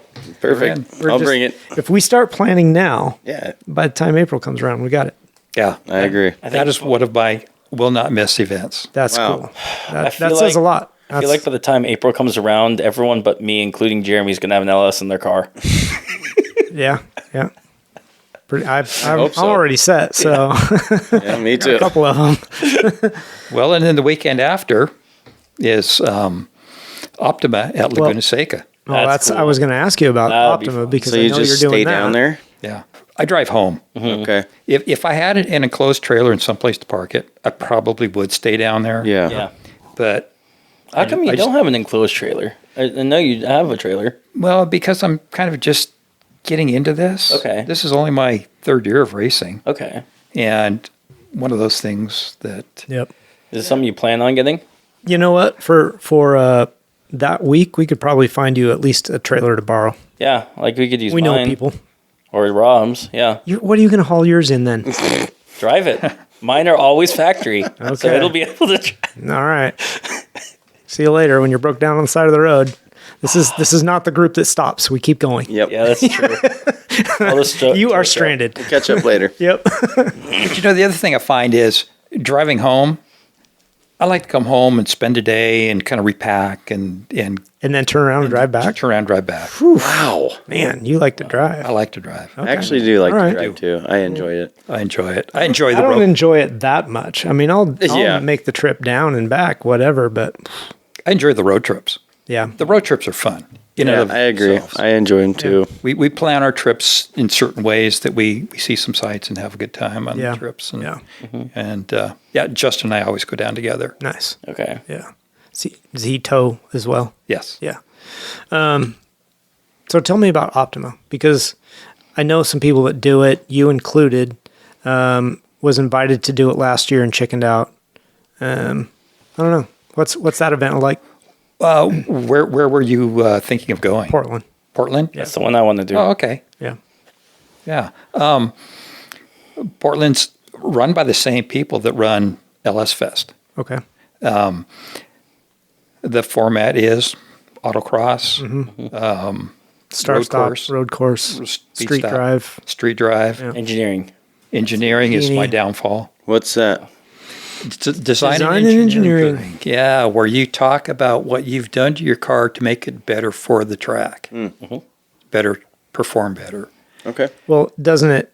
It's also street though, right? Like it's supposed to be the ultimate combination of track and street. And they want full interiors. Right. Okay. They want all of your amenities to work. Street cars. Streetcar, radio, sound system, whatever. Yep. Heater works. Yep. Blinkers, everything works. AC. There's a Literally street checking car. off Liger every list on it. I'm like, okay, Yep. Yeah, and you've got it all. thank you. Yep. Yeah. But there's also the outlaw class where you don't have to do D&E, Well, I didn't know Yeah. about that. right? there is. Yeah. Yeah. I mean, Duke runs an outlaw. Duke runs outlaw. Yes. He pretty much dominates outlaw. Dominates it, right? But yeah, if you don't want to do D&E, I guess that's where you go. I don't know what the other drawbacks are of that. You just don't score as well. Yeah. You know, that's and that's where And that's fine. I mean, I if don't you're- score well in it, Yeah. but I'm just there to have fun. Yeah, yeah. If you're just there to have fun, then that's fine. Yeah. I mean, my car looks fine, but I don't really care to do D&E either. I don't want to have to deal with it. I don't either. Yeah. But you just they have their list of criteria that they go down. Okay. They follow that list. And so if you print that up and just go down point Basically by check point, it off. Yeah. then they can follow along. So And it's easier for them. you have to have these certain things to compete? Well, Or you just get scored badly. deducted. Yeah, Okay. yeah. Conducted, yeah. Yeah, they're like interior, trunk, Sure. engine bay, Okay. paint, suspension, brakes. They wanted you to talk about all those things that you've done Okay. to Wow. make the car better for the track. Yeah. I mean, it's pretty cool. It is cool. I should that's an expensive event, though. That also kind of turned me off. How much It is is. it? Roughly. $700. $575. That's not bad. Really? Because when I looked, it was like $7. That's $575. Okay. But that's not bad for the That's competition you get, as well as track day and like everything combined. Well, and that's why I like to go to Laguna Seca, because how often do you get a chance to run on that track? Right. Yeah, that track's nuts. With no sound limits. Yeah. Oh, that's a big one. I didn't even think of Because that. we run with the Trans Am, the SVRA, and that day is no sound limits on all the tracks we run at. Oh, wow. That's cool. Yeah, that'd be fun. Yeah. Well, that might also have to happen. Mm-hmm. Yeah, that would be really neat. Should we circle back to tracks and bigger cars? Yes. Okay. Yes, absolutely. Go ahead. Okay. What do you got? Well, I was going to ask, so John, because you're racing your Camaro, what if someone was to get into like a bigger style of car, what would you say to persuade them to stay in or to get out of that? Like, I drive a Mustang, you drive a Camaro, but definitely us, it's not a Miata. Mm-hmm. What would you say if someone's like, I want to drive a Camaro, a Challenger, something big and wide? Why would you tell them to do that? He wouldn't. But I would say drive what you enjoy driving. That's what I was going to say too. If you like it, If drive you like it. Yeah. Yeah. You're not going to be competitive necessarily. Yeah. I mean, if I were to get a C5 and do the modifications, it would be more competitive. Yeah. But I enjoy driving when I drive. Exactly. I was kind of going to go down that rabbit hole too and ask you, that's why I asked if the car came before the racing bug, right? And it did. But if it hadn't, would you have chosen something else to race? No. No? You'd still be like, that's what I want. That's what I want. Nice. Okay. No, that's cool. I mean, that's my car. I love that car. Right. Yeah. Right. That's what I want to run. Yeah. I want to do whatever I can with that. Not to the car, but with the way it is. Right. Yeah. Yeah. I want to do as well as I can. Yeah. It's a beautiful car too. Yeah. It's really It's good. just a great car. Yeah. That was just kind of curious if there was ever another car that you thought you would get into to race or whatever. But Yeah. that answers it. You got something else? Yeah, like I say, it would be the C5 probably or C6. I was gonna say for me, it's kind of the same thing. Everyone knows I love my Mustang, and it's one of the reasons to drive it. It's different. It's fun. It's the car I grew up with. I love that car. But also, like how we're building the Ghost car is like I know Liger's not the most competitive car. Building a car to be just for competitive, but at the same time, I still have a car that when I bring it out to the track, I'll be able to enjoy it because that's what she brings and does. Yep. Hey. Yeah. Being able to build a separate car, purpose built, that'll be fun. Mm-hmm. Yeah. Go ahead. I'm reading things. Okay. So I was one of the questions I had to ask John, and Ian, you might be able to put in this one. When's a good time to pioneer either new technology into a build you're doing or a new technique to a restoration project or any kind of project? A new technique as in process for building or okay. Like if you've done it so many years a certain way and someone's like, I've got a better mousetrap, do it this way, Anytime that presents itself and you look at it as a better process, that's the time to do it. Yeah. Yeah. Just jump in. There is no. Yeah. You're not the type of person digging your heels and like, nope, this is the way I do it. Yeah. Yeah. No, if I see something that looks better, works easier, well, I'm all in. Yeah. Okay. Yeah, if I found somebody with more experience and more know-how on the chassis I'm working on or looking at, like I'm gonna use what they offer me, essentially. What about when it comes to technology side? If you find something that just seems innovative, when would you put that into your build? Whether that's like say a new tuning software and that's way more advanced, or whether it's say you're fine with this LS motor that you've been using, like an LS3, but the LS7 way better motor. Like when's the time to upgrade it or time to advance? I kind of feel like if it's worked and it works for you and you can tune with it, like I don't, it's like you see the guys with the Motec stuff, like that's expensive stuff, and you got to build it from scratch, and I couldn't imagine using Motec for tuning or wiring, but I know guys do it and they do it with, it works for them, but I just prefer to use something that works. Yeah, and as far as that for me, it's I have a system that works for that as far as engine control, and I don't anticipate changing. Okay. I don't anticipate anything working better than what I'm doing now. It may be easier from the start, but I'm already where I want to be. So I don't see anything Unless it got just smarter with Sure. with the same controls. Basically, you know how to use it and that kind of stuff. Yeah. But yeah. Ooh, that was something that you had brought up, Grant. Was using AI. Yeah, so that was one thing is we talked in a previous episode with Monia about using AI on tuning and how to use that. Have you thought about using that, or did you listen to that episode and what did you think of that? I didn't see that actual episode, but I would be curious to see how it's implemented. Yeah, I would look into it if it was a possibility. It's interesting because the fact that you can have a computer take all, like one thing we were discussing was like to have it take in all sensor data from there, and instead of having like say a check engine like come on say, oh, this is probably what the problem is, be like, okay, well, it's looked at the time and data that's had before and access the internet and say, oh, this is what happened, and pinpoint your problem or able to correct it on the fly. That was one thing Moni was saying is that AI is able to, correct for like tuning tables on the fly. Yes. Without having any input on there. It's insane. Yeah. And what's cool is you can implement it. You can use different setups. You can use like a GM PCM, and you can use like a Toyota steering rack and all this stuff and make it all work with, the Arduino and using AI.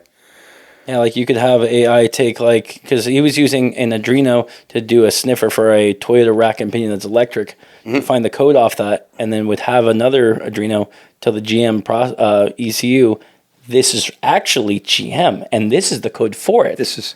And it would adapt that while being two separate components from different factories. That went way over my head. That would be interesting. Yeah. No, he's right. It's pretty interesting stuff. But but I would still like to know what is actually happening. In that process. Yeah. I wouldn't want to just blindly rely on something like that happening. I would still want to know what the process is and what's happening. That's a good point. Yeah. Yeah. What it's actually telling the processor. What it's seeing and what it's feeding back to the other processor. I'd like to see what it's actually doing to know. I don't like just blindly trusting technology. Yeah, that's true. It's interesting to see though that the future, especially like a possibility for tuning, is that like how Moni is getting into it is using AI to help develop softwares and maps and all sorts of stuff. So that way it's just more of a gateway to get into. Yeah, I think it can. I think it can relieve some of that learning curve that you probably ran into, John, in the early days. I think it could. Yeah. But it's like the kids now using calculators to do the math instead of knowing how to do the math. That's a big thing. Yeah. I would still want to know what's going on. Yeah. Or people just using Google, like say you have a math problem and you now instead of just using a calculator, they'll put the math problem in Google, say answer, and just have here's 42. That's what I need to tell my teacher. How'd you get that work? I asked Google. Yeah. And then maybe they had the click button to show the working, just write down what exactly it did, without knowing Never know how to get there yourself. That's true. Yep. And then you're relying on it too, where you couldn't do it without internet or technology. Right. Whereas like you could tune a car without the internet, I'm sure, with your setup. I had another thought, and then Google AI popped in there and ruined it. How dare it? I know. Blanked out. I don't know. Did you got anything else there? I got more, but it's also, I'm bad at reading paper and going through the stuff. Someone talk while I read. I'm really I got nothing. You got nothing? I'm ready to move on. Yeah. Well, let me tell you another thing that when I got into the modern engines with their modern sensors and everything and electronic throttle control, in order to know exactly what's going on in those, you have to see electronically what the signals are. That's why I also got into oscilloscope. Oh, cool. Yeah. So that I could you could see it happening. In real time. Yeah. And zero in and see if there's a glitch or anything happening. Bump, a spike, something weird going on. Yeah. Do you often run into feedback? Do you get electromagnetic feedback that causes issues, or, I mean, and this is from I'm curious our industry. We get that a lot. So, just curious if that I guess you don't really run into CAN bus running on the old stuff. Interference. But occasionally you get crossover. Okay. Yeah. When things are running next to each other when you really don't want them. Okay. And you can see that. You should be able to see that on the scope. You can see the randomness of the signal. Okay. And then you have to go through and separate your wires out or isolate. And that's a hassle, but probably worth it, I suppose. Worth it in the end. Yeah. To get good, clean data. Clean signal. Yeah. Yeah. Okay, I've got a few questions. Now I ask these questions, we're going to interrupt the flow of this because literally question going on question, but I do have some. Well, so let's talk about it. One of the ones I came up with, it says, when racing an older vehicle, does racing take more of a toll on that car since it's older? Like, do you find that at all or not? No, because you build a car to the level to be able to the level at what you want to drive it. To be able to handle the stresses. Okay. Which you've done. You did full brakes on both your cars? Mm-hmm. Okay. What, you used Willwood systems? I used Bear on my race car. I'm sorry, say again? I used Bear. Okay. Bear on my race car. Okay. And for my convertible, you were talking about this in one of your last previous episodes about junkyard crawls. Oh, yeah. Yeah. Oh, yeah. I love those. Yeah. I found information on adapting late model PBR systems from Camaros and Corvettes Oh, okay. onto the earlier. It's a direct bolt-on. Oh, cool. It is. It's a direct bolt-on. That's awesome. Yeah. Wow. Did you have to get an That is adapter really or anything?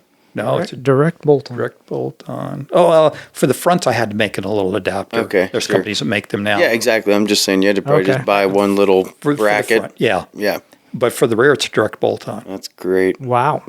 That's really Took cool. them right off 4th gen Camaros and Bolted it up. bolt them right on. That's crazy. Yeah. That's also awesome because you kind of the brakes on the originals were not that great. So No, they weren't. yeah, what'd you do for master cylinder setup? Is it still a vacuum style deal or? When I originally put it together, I used a vacuum. It worked. It wasn't as effective as I wanted. Okay. So now I've gone with Hydro Boost. Okay, yeah, And that is awesome. is it? Yeah. Yeah, and is that an electric setup? Is that what that comes from or? No, it's off the power steering pump. Oh, Oh, okay. Interesting. oh wow. Yeah. So it's using Wow. I'm going to have to look That's into that interesting. because I think Yeah. that's That what's sounds happening great. to our Cobra. Mustangs had that. Did they? Okay. Cobras in the 90s, late 90s, I believe. Okay. I'm going to have to look into it. So, like I was telling you guys earlier, so with the Shelby Cobra that's outside, that car in the cornering or at any kind of load that's on it, as soon as you start applying the brakes more than like 30% or a good strut force, tends to kill it. And I haven't decided if that's with the carburetor, the dish going forward and flooding it, or if it's the vacuum being pulled, into the booster and killing the power that way. Yeah. Yeah, but I didn't know that was a thing. The hydropower. Yeah, hydro boost. I Boost. think. Hydro boost. I had looked up a couple of the other systems. There's some different ones out there because the GMC is going to need something, right, to make all that work. Yeah, I was just curious how you went about it. Yeah. I bought a setup for my pickup. Oh, did you? It works so well. Nice.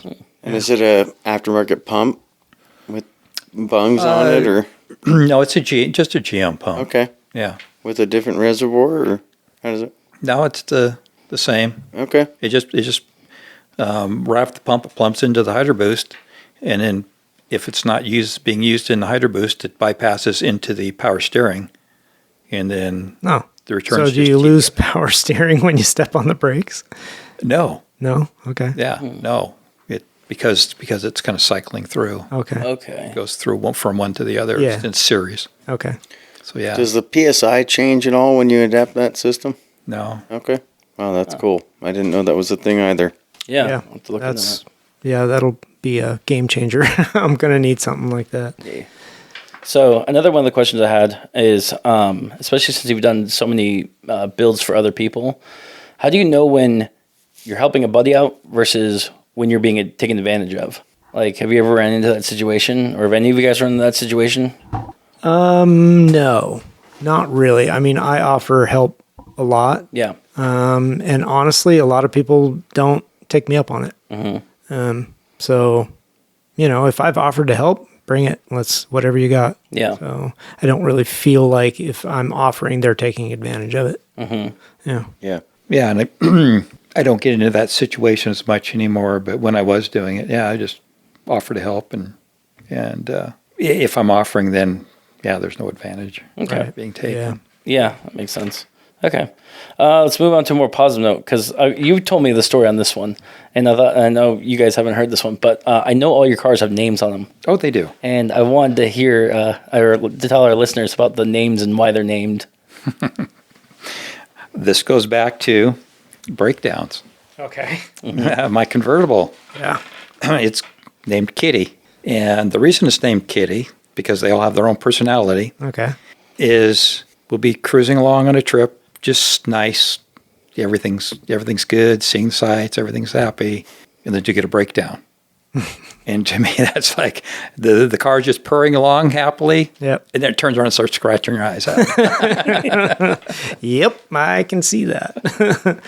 All right, that makes sense. And then Rowdy's, my blue one, Just race car. Rowdy. It just, when I got it, it was all stock.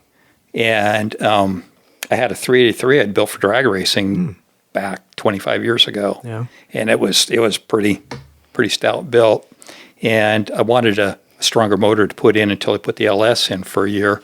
So I dropped that one in, and it was kind of a rowdy motor, made it kind of rowdy. So I just got the name Rowdy. Nice. Yeah. Still haven't come up with one for mine. No? You've never had a car that's been named? No. Me neither. Really? No. Wow. And it's funny because to me, cars talk to you. Yeah, I agree. They tell you exactly what their personality is, and that's where the names come from. Yeah.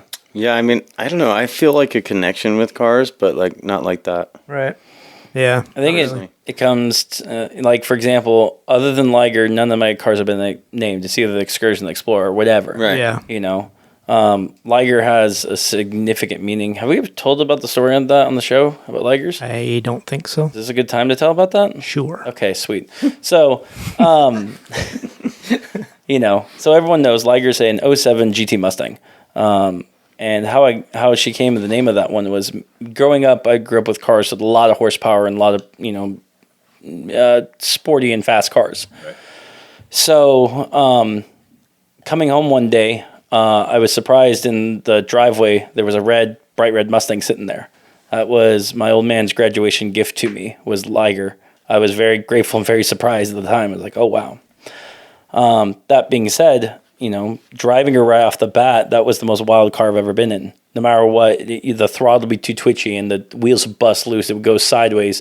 You'd be cruising along at 60 and look down and it would be 100. And just because your foot just moved a little bit, everything about that car just was like, I'm doing its own thing, doing whatever it wants. And it would get really frustrating. And enough time would pass by, years or whatever it would take, and I'd be like, okay, I could drive this car decent and it's in control and I know what's going on and whatnot. But then it got to a whole nother level where, me and Liger would start going on back road country road driving and really going. And I felt like Liger to me is like a samurai in its sword, where me driving the car is more of an extension of my body, not just two separate things, but one thing acting together, one unit. So by that, growing up, I also grew up with a TV show way back in the day called Zoid's Chaotic Century, where the main character, Bit Cloud, had this giant mechanical robot known as the Liger Zero, and it had its own mind, its own personality, and they would go into battle and be totally fighting with each other. And then you would see them as they go through different battles and journeys throughout their adventure, and they'd be communicating, and they'd still be fighting decent. But by the end, you would see two beings being one and going into battle, and nothing would be able to stop them.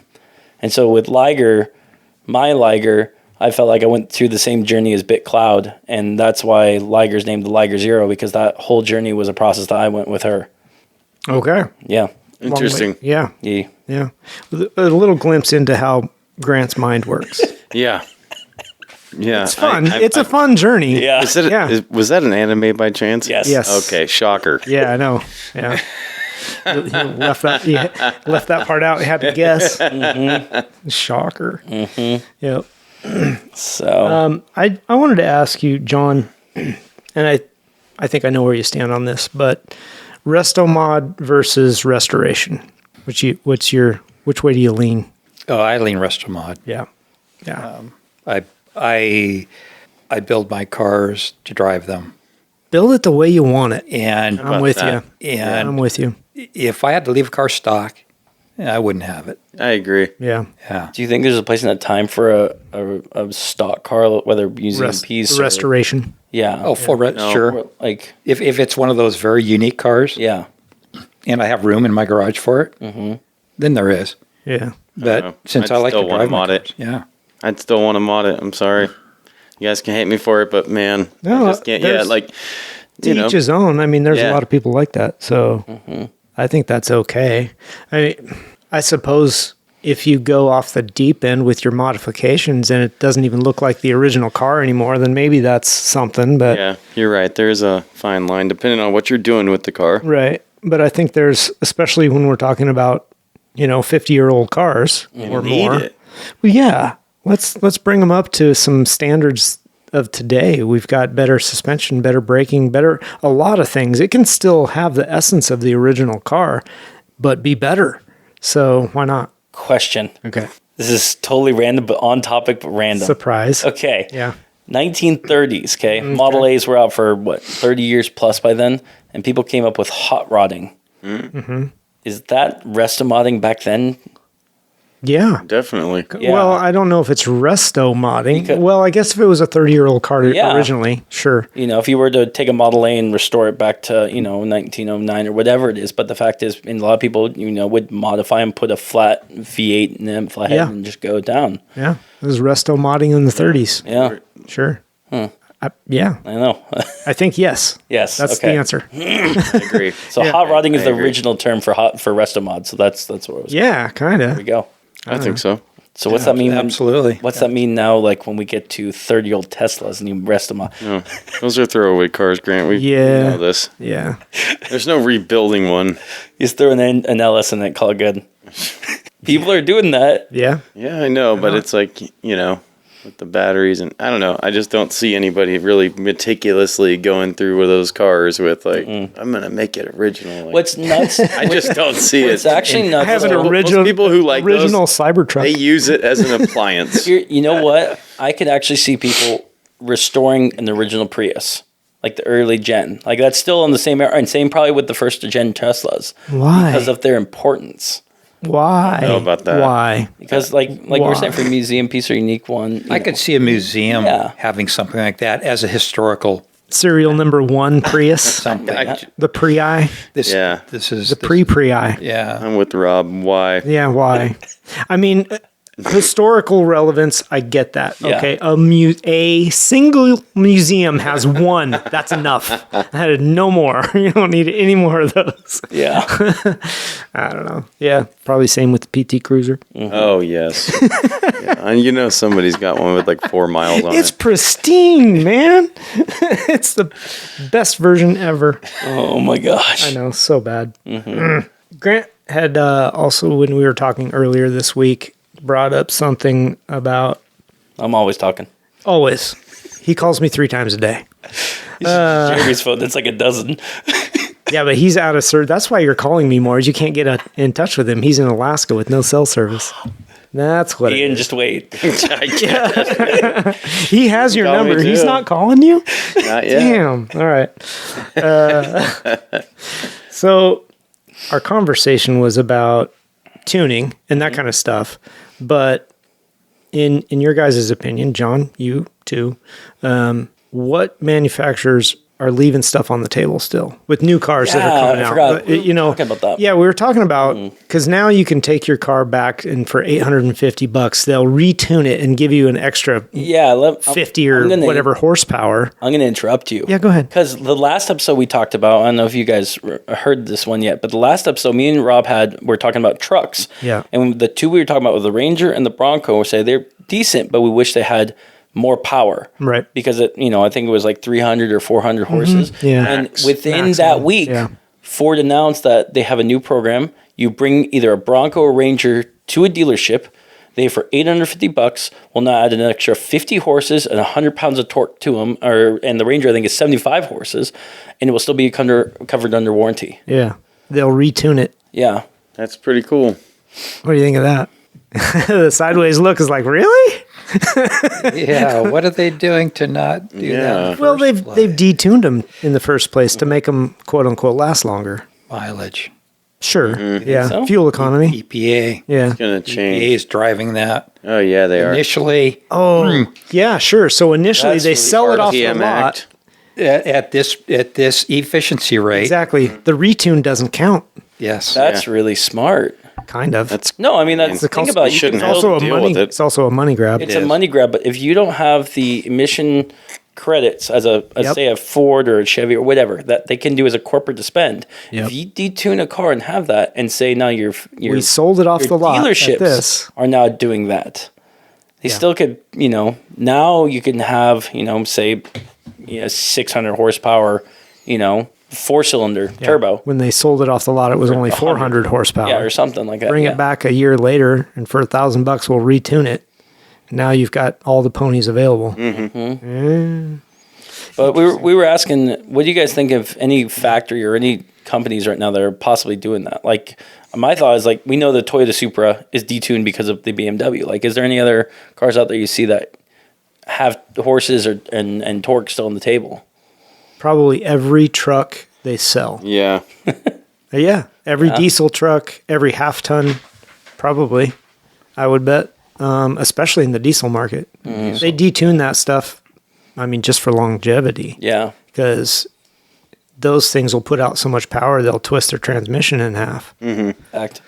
So probably all of those. And if you get it, well, you can't even legally get them tuned anymore and take Not it. here. Yeah. No. Here we go. Yeah, I don't know if it's different in other states or what.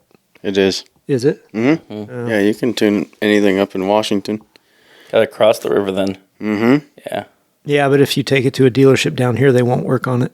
I know, it's crazy. Yep. Yeah. And they know that you've been in it. Yep. Yep. As soon as they plug their computer in, they know. Yep. Yep. That might explain a lot. Sorry, I'll tell you guys. I've showed things I'm doing in my truck. Yeah. Well, my last truck had a tune in it when I bought it, and I couldn't tell you what it was. I knew it had some EGR delete and all this stuff, right? Yeah. But then I had some issues, took it to a dealership, and they're like, nope, can't work on it. It's like, oh, fuck. But yours was a Canadian car too. I thought it came with all was. that deleted. Well, it was aftermarket delete, though. Oh, okay. Yeah. And that was the problem. So I was kind of screwed. So, yeah, that's an issue. Okay. It is. I mean, I think that emissions laws are, Yeah. not my thing. Right. No, I'm with you. You got anything else Yeah. on there? I was gonna say, do you guys think it's still a good idea that dealerships are doing that? Like you brought up, but its longevity is probably bad for it. Suspect. Yeah. Right. Sure. But do you think that's a good idea that dealerships should be offering that, or should that be left up to third party people being into that, or bring it to aftermarket shops? I think it's cool. I mean, I think anybody getting more power is cool. Personally, especially for such an affordable rate. If the dealership wants to do it and stand behind it. That's. I think it's awesome. Yeah. I mean, yeah, I'd rather have the dealership do it and maintain warranty if you still have warranty. Yes. If you don't, then it doesn't really matter. I think it's kind of cool. Like, say if I was to buy a 4-cylinder EcoBoost Mustang, Yeah. making 300 horses, Yep. and I've owned it for 2 years, 3 years, and they're offering now an upgrade from dealership and will still give a warranty on that, and now I'm making 400, 375 horses. Yeah, I think it's pretty cool. That's amazing. It is. Yeah. Gives you more peace of mind and whatnot. I did want to jump back. I had another question about tuning. How far can you take a stock tune before it causes problems? And it plays into this, right? The dealers are now saying, well, there's more. We left some on the table. So it's still safe to give you an extra 50 horsepower or 75 in some cases. How far can you take a stock tune?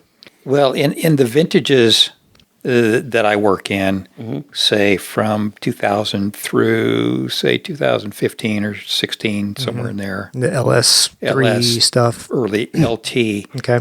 GM pretty much maxed them out Okay. You got pretty much, there's minimal gains because they create a tune that's designed to work in the heat, up in the Arctic, up at elevation, and down at sea level. So there's some compromises.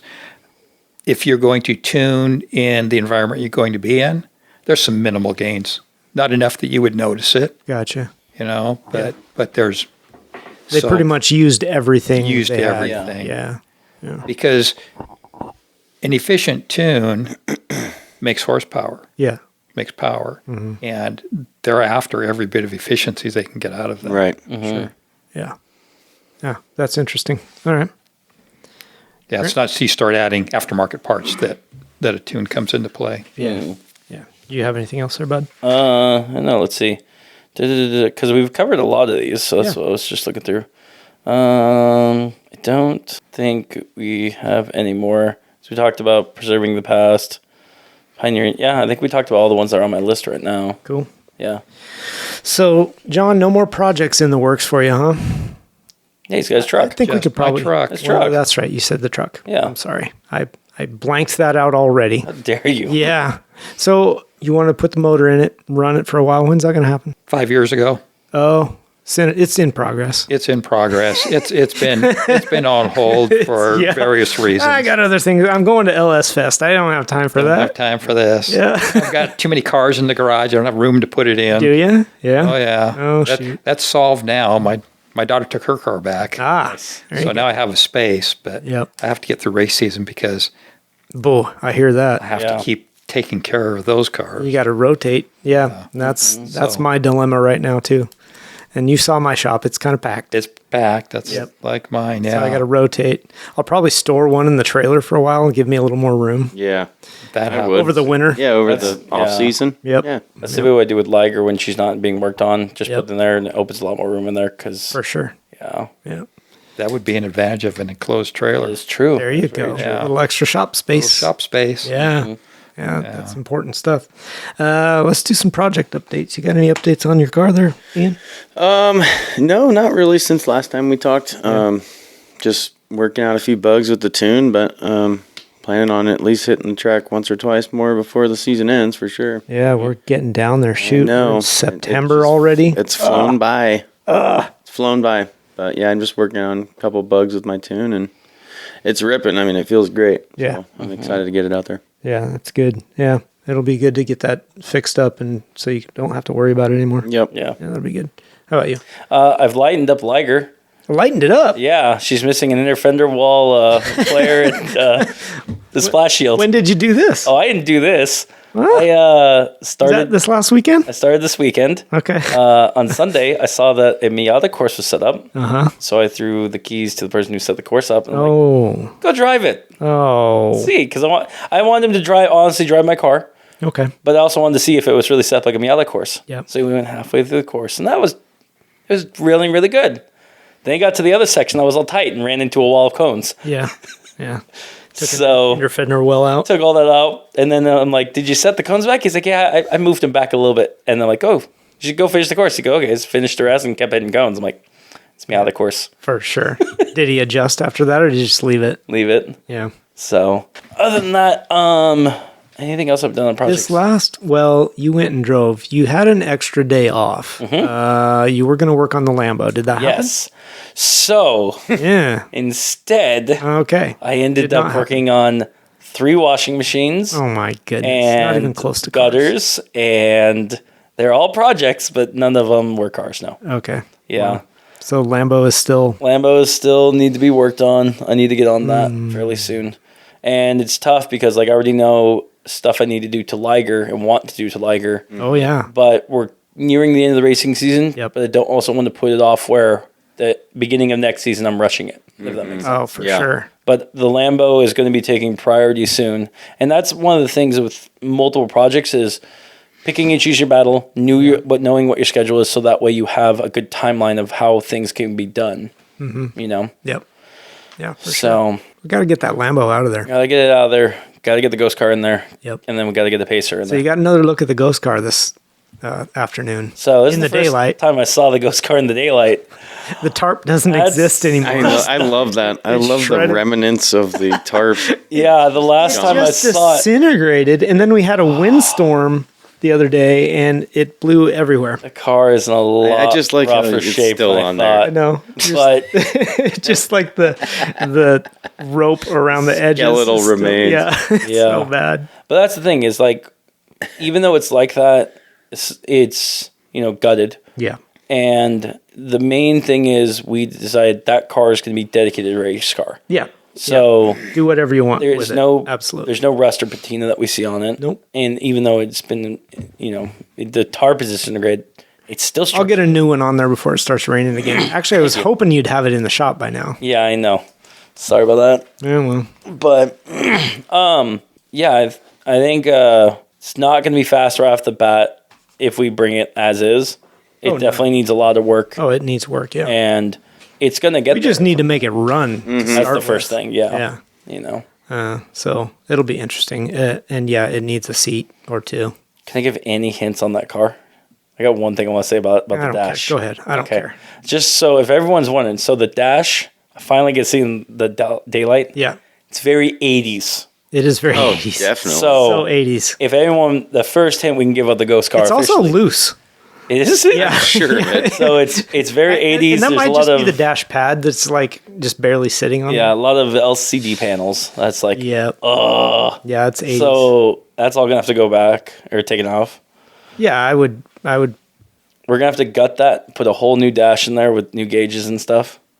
More accurate, right? Just different gauges, probably. Just go Actually, with race car stuff. We can just get one where it's like an iPad kind of thing, and it already just Good. Yeah, that Yeah, make it yeah. a lot easier. What am I thinking? Like the one Corey has in his. Yeah, Yeah. Like a race pack. yeah. Yeah. Let's just Yep. do that. It'll make it a lot easier. Yeah, get rid of all that stuff. Just put a sheet metal panel in there and mount something on it. I was surprised, even though all the interior is gone, all the stereo speakers are still there. I did see the two in the back. Yeah. It's like, I don't know what's in the doors, if anything. yeah, One of the door panels is laying in the floorboards. Yep. see that. I don't know if the other one's still on there. I don't even I remember. don't think so. No, it's gone. It's just one in there now. Oh, well, that's fine. So I mean, I don't think the paint or body is bad enough to where you would modify it too much. I think it looks pretty good. Grind it down. Yeah. It's got layers and layers on it. Yeah, it does. Yeah. But it's still fun. It's Yeah. fine. It still looks fine. Yeah. Yeah. What about you, John? I know you got some race car stuff to do. Oh, I do. Yeah. Yeah. You had some braking issues, Braking issues. overheating. New calipers this winter. Yeah. Not new calipers, new rotors. New rotors, rebuilt the calipers, or you already did I that? already did the calipers. Yeah. New pads. Going to put a full floater rear end in it. Oh, yeah. Yeah. That'll be fun stuff. Yeah. Cool. Run it like that. See how it goes. Yeah. Yeah. So not too much to do, but Not too much. little bit. And push it out of the way and get that truck in there. yep. There you go. Well, just as long as it's ready for April, right? Exactly. Yep. That's cool. That's good. Yep. Well, I brought home the new C3 project and got it in the garage. you can see it after this episode, right? I haven't seen it yet. What? Yeah, You locked the All right, garage. yeah. I locked the garage. Yeah, I did. He's keeping me in suspense. You can see it after He this. says I can see it once the Lambo's running. I'm like, okay, that's how we're doing There this. we go. That's it. Yeah. Anyway, I started playing around with that just a little bit because all the parts are there. I took like an inch of pine pitch off of the car because it was parked under a fir tree. So you hit it with a pressure washer? No, I just used, what did I use? Lacquer thinner or something to get all that off there. I mean, the paint is no good anyway, so Yeah. I really didn't care. Clear's gone. Yeah, it's rough. Mm-hmm. And it looks like it is actually the original green. Like, because I took a door panel off to fix the passenger side door wouldn't open. So I had to fix that. Did those cars have clear coat or were they a single stage? Oh, I have no idea. Could not tell you. Well, that would have been a single stage back in that. yeah, 74. 74. So Yeah. So it's just rough. It's really rough. But it looks like it is the original color. okay. But it doesn't mean it wasn't resprayed either because it seems like there's multiple layers. Yeah. So I If don't you really know. undo the first two layers and there's a pace car, then I'm going to lose my mind. It's not. I know. It's a 74. I know. Yeah. But anyway, I don't know. I've just started tinkering around with it a little bit. Fix that one door latch so it actually opens and closes Did you now. decide or are you keeping the luggage rack? For now. It's For pretty now. tight. For now. Yeah. I know like it. people like it. I like it. I like those back deck lids without the luggage rack. I like that big flat space for some reason. Yeah, But I mean, I don't know. People like the luggage rack. I'm like, it'll stay for now. Yeah, I'm really debating if my Fiat's going to have a luggage rack or not because I've got two lids, one with one and one without. And it's, if I go the one with luggage rack, it means I got to repaint the other trunk lid. Mm-hmm. And if I don't, that means I got to cut holes into my original one. But it's, from asking people, it's like a 50-50 on how people feel about it. Yeah. You know? Yeah, that's interesting. Yeah. I mean, this particular rack has some rust on it. yeah. So it would need refinished at the minimum. And I would probably just either powder coat it or paint it. You wouldn't chrome it? Nah. Really? Yeah. Probably powder coat it black would be kind of cool.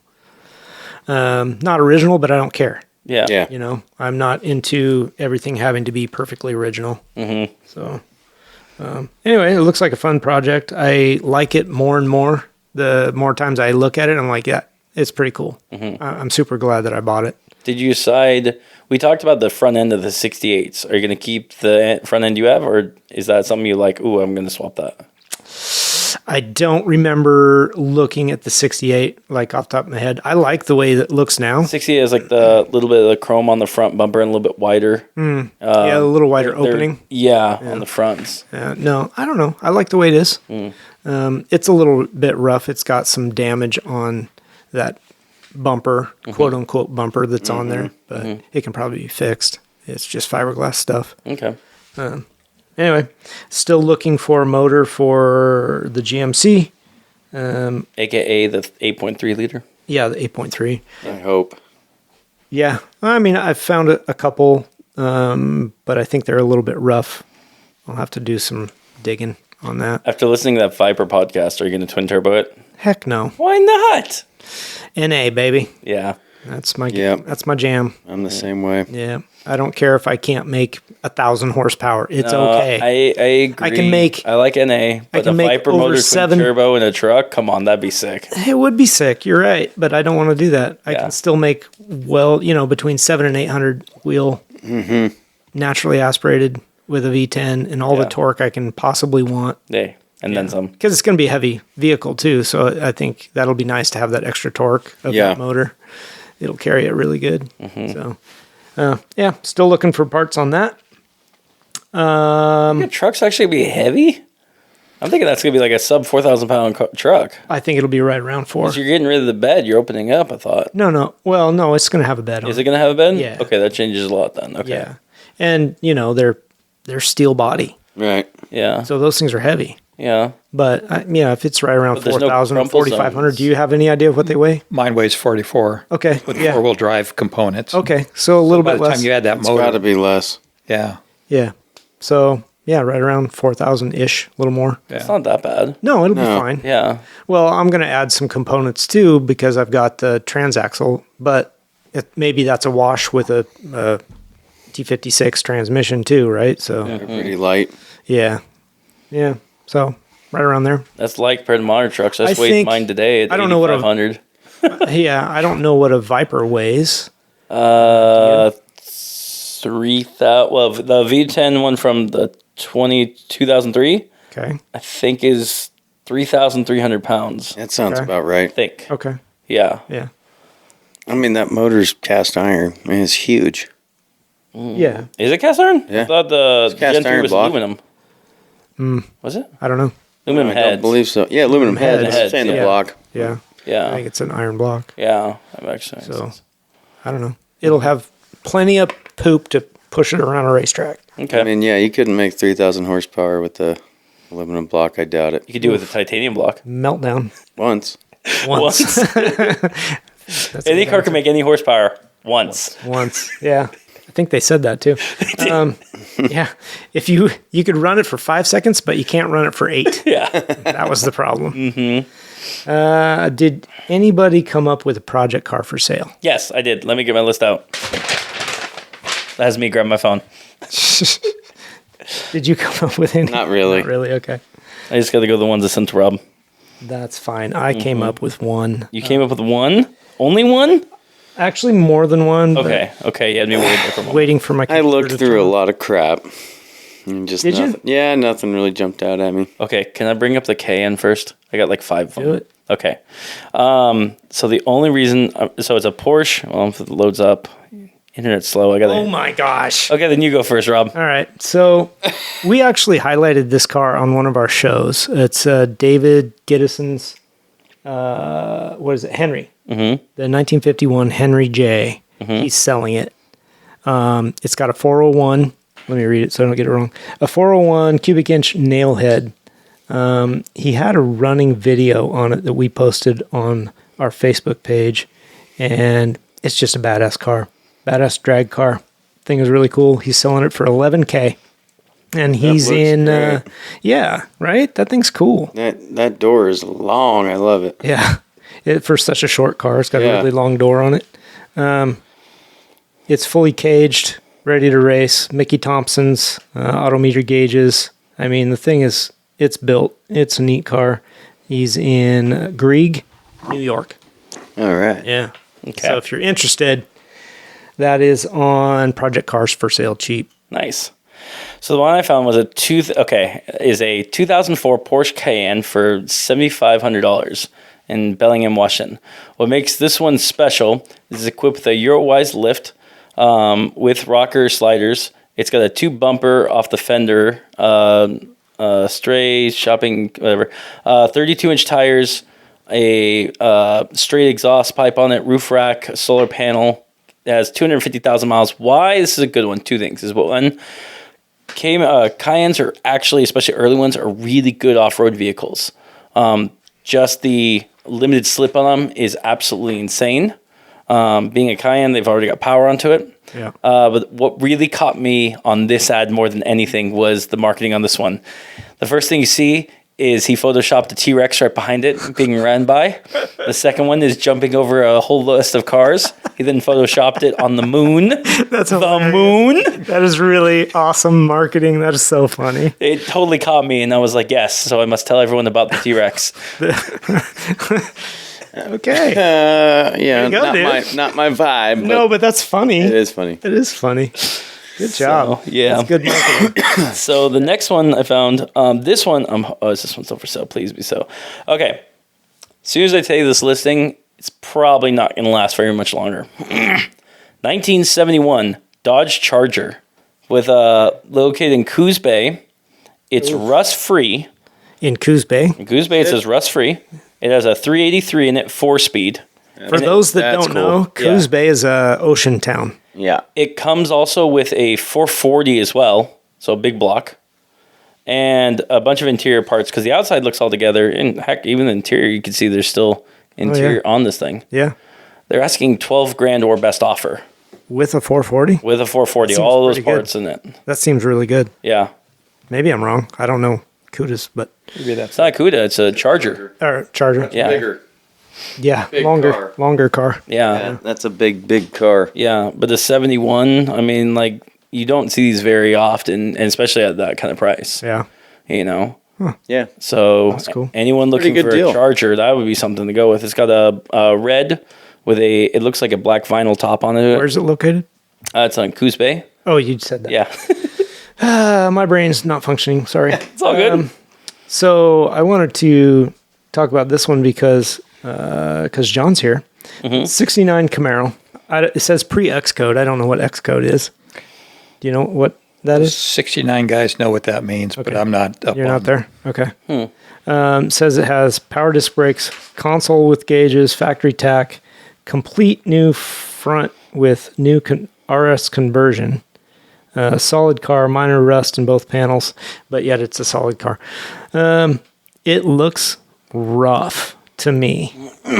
Just looking at those pictures. It does. Oh wow. Interior is super rough, but I guess the reason I'm talking about it is because they want $15,000 for that thing. $15,000. What does that sound like, John? Is that fair? Sounds like it needs some work.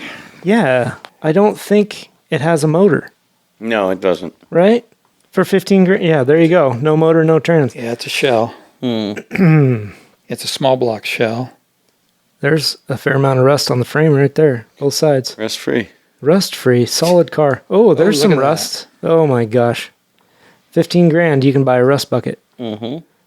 Look at that. That is rough. So rough. That's why I brought it up, is like, this is what they're asking 15 grand for. A car that is going to take 50 grand to get it on the road. That's true. To get everything, at least that. Yeah. At least that. Yeah. I don't know. It kind of blows my mind. The gauge cluster is cool on the console, though. Yeah, That's that pretty is neat. cool. All right. I got another That one. was it. Yep. Rob, I sent it to you on the computer if you could pull it up real fast. Nope. No? Okay, then I'll just tell you about this one. So going on the opposite end, I think this is one of the cleanest cars I've ever seen for sale, being an older car. A 71 Midget. It is absolutely in like a pristine condition. Look at this interior on this one. This is just Look at that. yeah. I'll send it over to you. I got it. please do. Oh, he's got it. I'm getting there. The interior is immaculate. The seller said that they did a brake job 7 years ago, and they never took it off the jack stand. So it's been inside, ran when they put it on blocks, clean title. But here's the thing.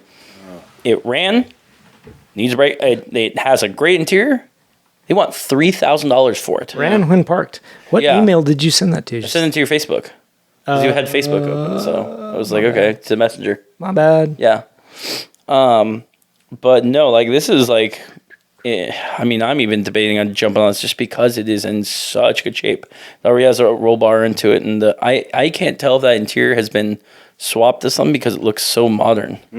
Okay, finally got there. Yeah. Cool. All right. That looks pretty good. It's got the luggage rack. Yeah. Yeah. $3,000 for that? Yeah. And it's, do you see the Look at interior? those seats. Yeah. Those seats it look is Gorgeous. This is a stark contrast to the Camaro we just looked at. Exactly.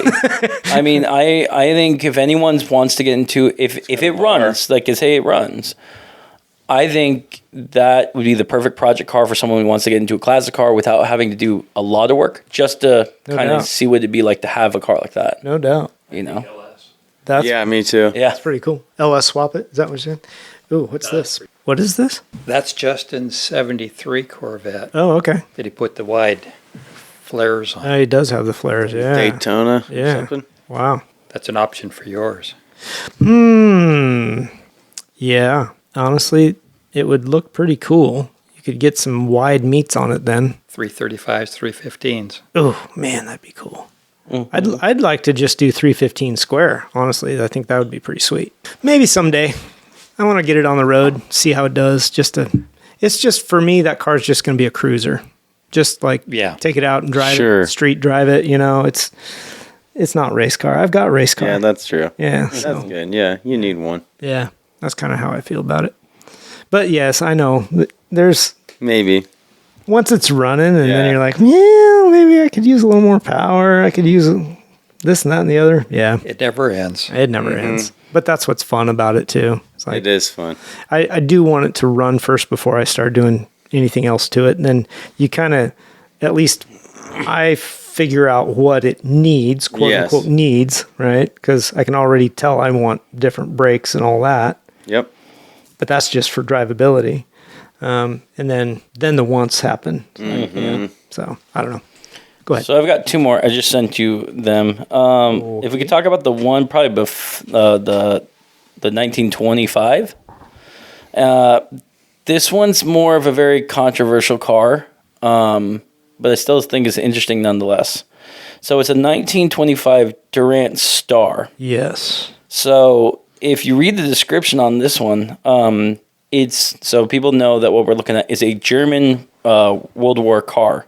And the description says, after World War I, Germany was not permitted to manufacture military vehicles. To get around this, they would import civilian vehicles such as the Durant Star models and retrofit them alongside their own Hutchcord brand.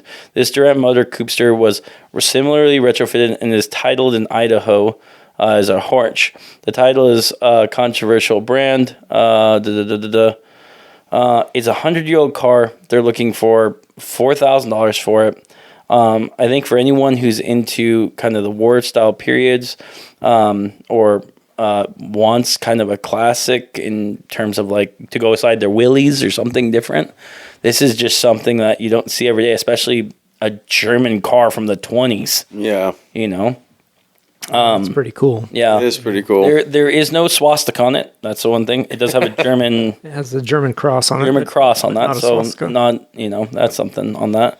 But it looks like it's all together and it looks like the engine's all there. It's not. Well, he got it started. It says in the comment. It says It started. does start? Yep. Yeah. Okay. It needs cooling and fuel system work, but it does run. Yeah. So that's pretty neat.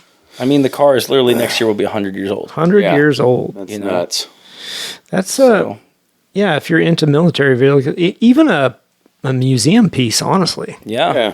that's pretty. So that's why I brought that one up because Yeah, it's no, just it's something neat. different and something you don't see every day. Yep, that's cool. So, and then the last one I found, this one is just because of the price and what it is. I am not a big Mercedes guy. So, but this I think was a little bit Sure special, going Euro tonight. right? 1968 Mercedes-Benz 200D, big wide car. Oh, there Those it are is. cool. You know, There, big four-door. interior looks decent. The outside has patina for sure. It's got a 4-speed in it. It's a one-owner car. That's cool. Is what they said. Oh, look at that rust hole. Right. That looks fun. It has 19,000 miles on it. You think that's original? Does If it though? is, that's impressive. Super impressive. Okay. It looks like It 119,000. does. Maybe. Maybe 219,000. Maybe.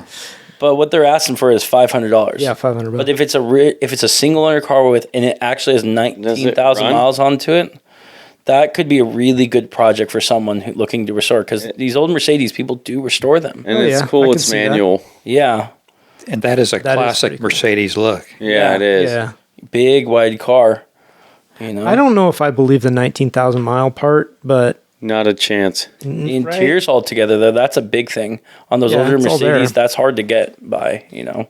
and you're right, being that it's a manual, it's pretty freaking cool. Yeah. That's cool. That's neat. That one's in Olympia, Washington, again for $500. So if you're into a project, that might be one to get, listener. You know? Yeah. That might be a neat project for sure. Yeah. I dig that one. Was that the last of your cars? It was the last I've got, unless I said more to Jeremy. Hang on. I think it's the last one, though. That is fine. Yeah. Okay. So that's a Good. good amount of projects for our listeners to go through. What's that one winking at you there in the corner? This one? Yeah. Ooh, it's a Corvette. It is C3. C3, 160,000, 1974, 2,700 bucks. That's not a bad deal. Yeah, it's not. It's probably in better shape than mine. It's got some serious overspray. They got it on, they painted it and it's oversprayed onto the tires. Is it automatic That's or full nice. speed? It says automatic. Okay. You know. That's a part. It's the compressor's there. Mine doesn't have the compressor. Parts car available. Car. Gotta buy two cars to make one car. No. Oof. That looks terrible. John, have you? It's almost as good as mine. John, real quick. I guess I didn't look in yours, Rob. Yeah. Hang on, John. Have you, for any of your projects, have you had to buy multiple cars to make one car, or have you always had resources because their Camaros are easy to get by? I've always had parts available. Okay, Yeah. And I tend to stockpile parts. that's good. I think most project car guys, especially if they focus on a single Chassis. chassis, yeah, they'll stockpile stuff. Especially original trim. Yeah. Yeah. Stainless trim, window trim. I met a guy last week, actually, a guy I bought my Corvette from. He does the Camaros, 69s. And his shop, well, he had three in his shop and one in the garage. And he had all kinds of parts in the rafters, on shelves, from bumpers to fenders to this and that and every other thing. But that's what he specializes in is the 69s. Yeah. And And everybody wants the original GM components because they actually fit. yeah. Yeah. I suppose the aftermarket stuff is you got to massage it a little bit. Fair. Fair, depending on what it is. Yeah. Sometimes Sure. it's pretty substantial work. Otherwise, it's, Yeah. yeah. It was, I don't know. I thought that was pretty interesting talking to him. He did agree to come on the show, but it's going to Sweet. be a That'll be couple cool. weeks. Yep. Okay, I'm interested to meet him. And he'll be like, "Here's a project. Here's a project." I'm like, "I got enough projects." Oh yeah. Yeah. Yeah. It'll be interesting to talk about where the Corvette came from in that collection and then, What was the original thought process? Him buying it and then how Buying all that those. would be very interesting. yeah. Well, and it's not his collection. It's a friend of his. So there's a little disconnect, but maybe he can talk about it. Yeah. Yeah. So this 74. It's an automatic. I did want to look up. The swap? No. Okay. No. I didn't want an automatic. Yeah. And that's kind of what kicked me in the ass to go get this one, is because it's the 4-speed, and that's what I wanted. Yeah, that's sweet. I just want to know how many 4-speeds were built. There's definitely websites for that. I'm sure. I haven't taken the time to look it up yet, and I need to get my VIN number and stuff and kind of look at those things. But Yeah. I just thought it was interesting because there's a shit ton of automatics out there. Oh yeah, tons Well, of because them. back then that was luxury. That was an option to get suppose. it automatic because the Standard was the manual. Yeah. Yeah. You But know. it's surprising how many automatics are like, Jesus, they're everywhere. I know. You'd think in a Corvette, it was a performance car. They would want to have a manual? more of the hands-on. Yeah. Yeah. Well, Analog. especially back then, that was viewed, and even today, really, as better performance. Mm-hmm. You know, to have the manual, even though it's more slower control. to shift it, but it's more control and that kind of stuff. Yeah, But in the automatics, you can go 1, 2, and 3, and then drive. you could. So It's a slow way to go, but you could do it. Those old slush boxes were terrible. Yeah, they didn't like it much. Okay, y'all good with that? Yeah. not good with All right. what? Well, Okay. thank you, John. You got any more Come on, topics? man. We got one more thing. We have All one right, more cool. thing. Maybe two. Okay. Yeah, Ian. I'm not rushed. He just said You're y'all good. rushing. I'm sorry, I'm not. That's the first thing I mentioned tonight. I'm kidding. Yeah, what's your hard no? What car is the hard no? That's right. Yes. How could you forget it, Ian? A Yugo. A Yugo. Yugo. Awesome. Oh. Yes. That is so good. Pull that one out from the past. Yeah. That's a good one. That's a good one. How many years did they import that thing? It wasn't very many. went It didn't like- seem like like. 2 or 3. 3 years. Yeah, I if think. that. Yeah. Yeah. There was where I Was it where the I- one model or was Yeah, it it was multiple? one model. Yeah. Yeah, and up where I lived, a little tourist town. They bought those for police cars. No way. Get out of here. Wow. That didn't last very long. No doubt. Oh my gosh. Not just the breakdowns, but you couldn't catch anybody. Couldn't in that catch thing. anybody. So funny. Oh my gosh. 30 horsepower. It was amazing. That's hilarious. I kind of want to see what a police car would look like as a Yugo. Police car. hilarious. Oh, man. All right. Any other cars? Because earlier you said, I've got a whole list. Well, my wife has some. Okay. So. Yeah. I'm going to see if I can find that. All right. So while I look that up, coolest vehicle related thing you saw this week? Why are you looking at me? Well, you got your finger on the pulse over there. I do? Oh. Without the project cars, you had to have one thing. I feel like I did see something, but I think I sent it to Rob. I can't remember. It was Grant removing his inner fender. Oh, yeah? That was cool. There it is. Yugo police car. Oh, wow. It does exist. Let me see. Oh, it's blue. Well, yeah. That's a Serbian police car Yeah. as a Yugo. Let me see. I don't know. NYPD. Oh my gosh. Oh, they had one too. Did. Yugo 45 New York Police. Wow. How about that? I remember the coolest thing I saw this week. All right. I forgot. What is it? Remember? Oh yeah. Yeah. Yeah. So I was told to give a shout out on this one. Okay. So sitting at home, and my dentist sends me a picture, and to my brother-in-law picture, he's like, "Yeah, my dad's client just bought one of these, brand new Ford GT Mark IV, $1.7 million supercar." That sounds great. Yeah, It's gorgeous. it's blue. Oh, wow. With red and white stripes on it.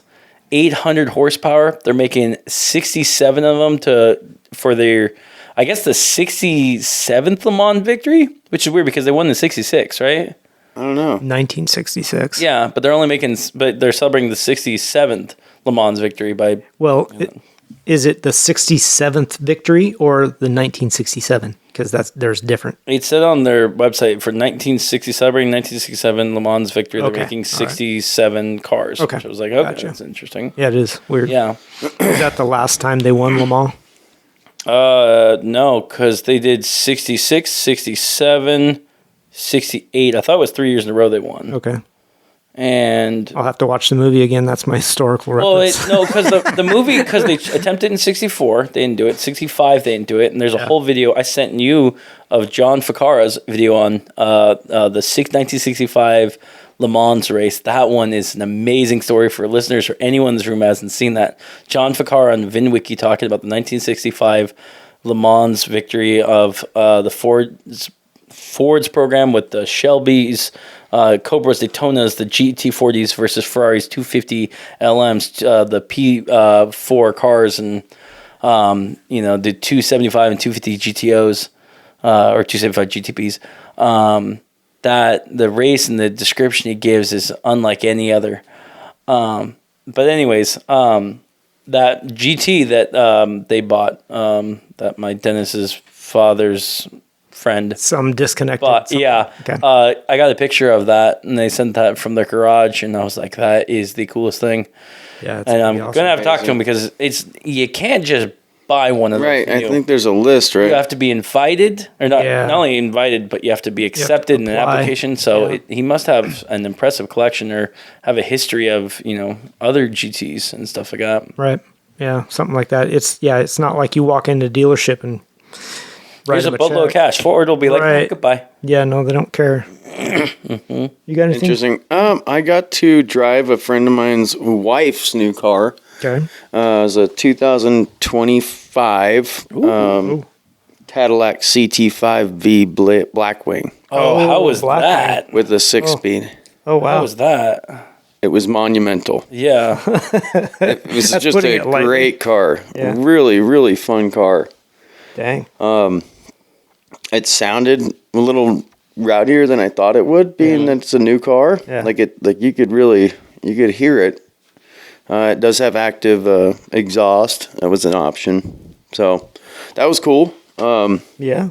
It definitely made my month Well. being able to drive one of those. It felt great. There was That's plenty of room, and Yeah. power was awesome. Did it have a lot of grip? Could you feel this? Tons of any grip. body roll or anything like that? It was not tail happy at all. Okay, wow. But then again, it has, all the All kinds of driver's traction aids. Controls. Yeah. Yeah. And What it's a brand motor new is it? car. It's a V8 twin turbo. Is I it don't know twin what turbo? motor it is. Yeah. Oh wow, I didn't know they had a twin turbo. I thought it'd be the 6.2. I don't know exactly what it There's is. no way it's the same turbo that's in the new. Because the only twin turbo V8 that they're making right now, I thought is in the Escalade. Right. Oh, is there? Yeah. Okay, I was gonna say the Corvette, but No, they're doing an Escalade too. Which one is it? There's an Escalade V too. No. What car is it? I'll look it It's a up. 2024-25 CT5V Blackwing Cadillac. sorry, Dion. Okay. 6.2 liter V8. It says Okay, yeah. So 668 horsepower, 6-speed manual. Yeah. Ooh. Okay. only 600. 668. 660. That's not a slouch, dude. Well, no, No, because it's not. Well, think of this: the LT motor from the Z06 makes 660, and that's actually aspirated. Yeah. So, and it's a Well, 6.2 it just liter. does not say that it's twin turboed. Okay. Yeah. It might not be. So if they're likely using the same power plant, they've done that before. Yeah. Does it say what it It's a is? great car. Type of engine?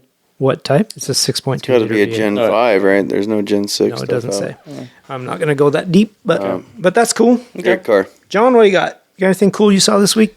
The Cobra was good. Cobra was good. The Cobra Way good. sounded good. Oof. I just so the listeners know, I brought over a 1965 Super Performance Shelby AC Cobra and trailered it over.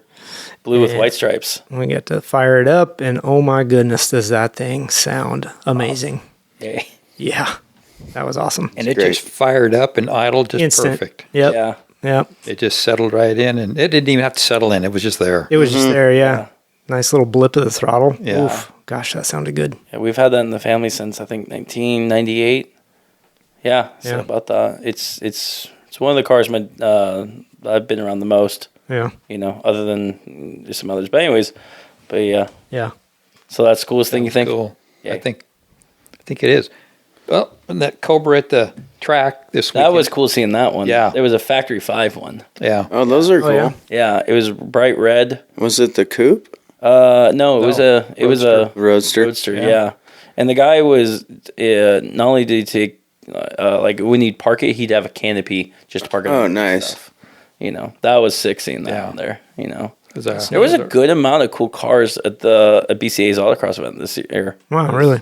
Yeah. Yeah. That's cool. I'm trying to blank because there's just a lot of cool stuff that we had there that was just different. I like seeing Chris's, was it 73 Camaro? Mm-hmm. Twin turbo? Yeah. Oh, twin turbo.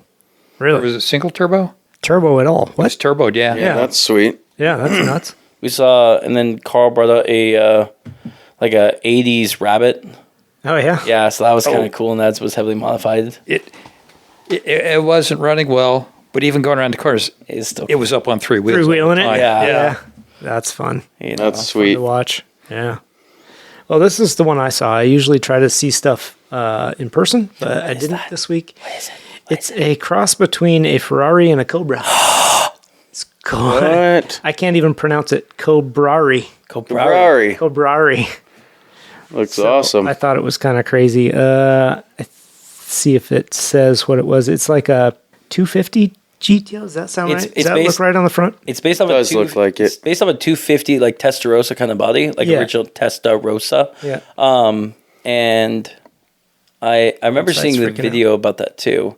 Okay. It's powered by a modern V12 Ferrari engine. Yes. Yes. I think it's from the 812 Superfast, but the back end is that sounds right. Yeah, the back end is like a Cobra haunched end. So you have the front end of a classic 50s Ferrari, back end of a Cobra. 60s Cobra, and the heart of a modern Ferrari. Right.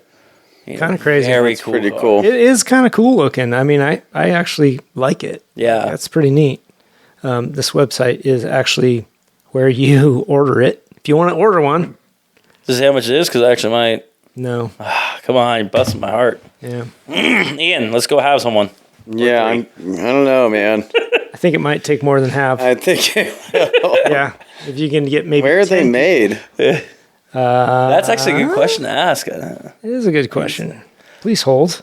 Okay. About us or anything? Like, Oh, here you go. Here's the building experience. Wow. That looks like a Mira, not a... a little bit up front. Sorry. Oh, They must have different cars. They do. They have different cars. Oh, that's cool. There's their shop right there. Well, they're made in the USA. San Carlos, cool. California. Oh, okay. There you go. Interesting. Yep. Wait, San Carlos, California? Uh-huh. Where's that at? That's California. SoCal, right? It's in Probably Southern California. Stop at their shop after LS Fest. Yeah. There you go. Be able to take a trade-in on a Cobra. Pick up your new car. Yeah. Yep. Pull one of them home. Ooh, that's I want cool. a coupe. Yeah. It's a 550 GTO, and then that's a AC Shelby Cobra. Yep. And then Do they do restoration there, it looks like? yeah. Yep. Oh, that's cool. Some cool stuff. Yeah. All right. Well, kids, that's all I got for the week. Anybody else have anything you want to talk about? I could talk Back to the Future for another hour or so. Back Or is to that the another Future. podcast? What? What? JP? Well, I mean, What? Uh-oh. or we could talk about both. I mean, I've been listening to a lot more movies lately. No, thanks. Yeah. All right. So back to Zoid. Maybe next time. Let me tell you about the anime that's based off know of what? Giant Mechanical Mechs. You know what? We're going to have to set him down in front of a microphone and just say, go. Just get it out. Just get it out. We can start a whole new podcast just for Grant and movies. There you go. Yeah. Just get it out. Yeah, the Rambling Man. Something like that. So, All right. Well, everybody, thanks for listening to Untitled Car Project. Check us out on Facebook. We've got a Facebook page and a group. Instagram, Twitter, Instagram, Discord. Discord, and Facebook are all Untitled Car Project, and then Untitled Car Pro for Twitter that we may or may not ever look at. Two so you know. Two big things before we leave. One, want to make sure that I'm totally blank because I have something I was going to have Ian say because he said he was going to say at the end of every episode. Oh, We are going to What? Am I spacing here? SEMA. SEMA. Yes. Okay, yeah, of course. We are going to SEMA. We all got our tickets this week. We did. We did. Yep. And more importantly is you, the listener, if you have anything you want us to see there, people you want us to talk to, things you want to check out, email us, message us, let us know. And Otherwise, I'm going to be wandering around aimlessly. We want to make our SEMA my jaw dragging on the floor. Yeah, right. We want to make our SEMA experience like your guys' SEMA experience. Whatever you guys want us to check out, we will do it. As well as if you have any questions, comments, Send us an email, message. We love hearing from you guys. Yeah. Give us a 5-star rating on the podcast Yeah. on whatever platform you listen on. Whether it's Spotify, Apple, Podbean. Something. Give us a like on YouTube. But it's been a good episode. Yep. John, Thanks, I really guys. appreciate you coming on. Thanks today. for coming in. Thank For you, having me John. with you. Really appreciate it. Yeah. All right. Thanks, everybody. All right, bye guys. All right, so about Jurassic Park, let me tell you, on episode 1 when it started on that one,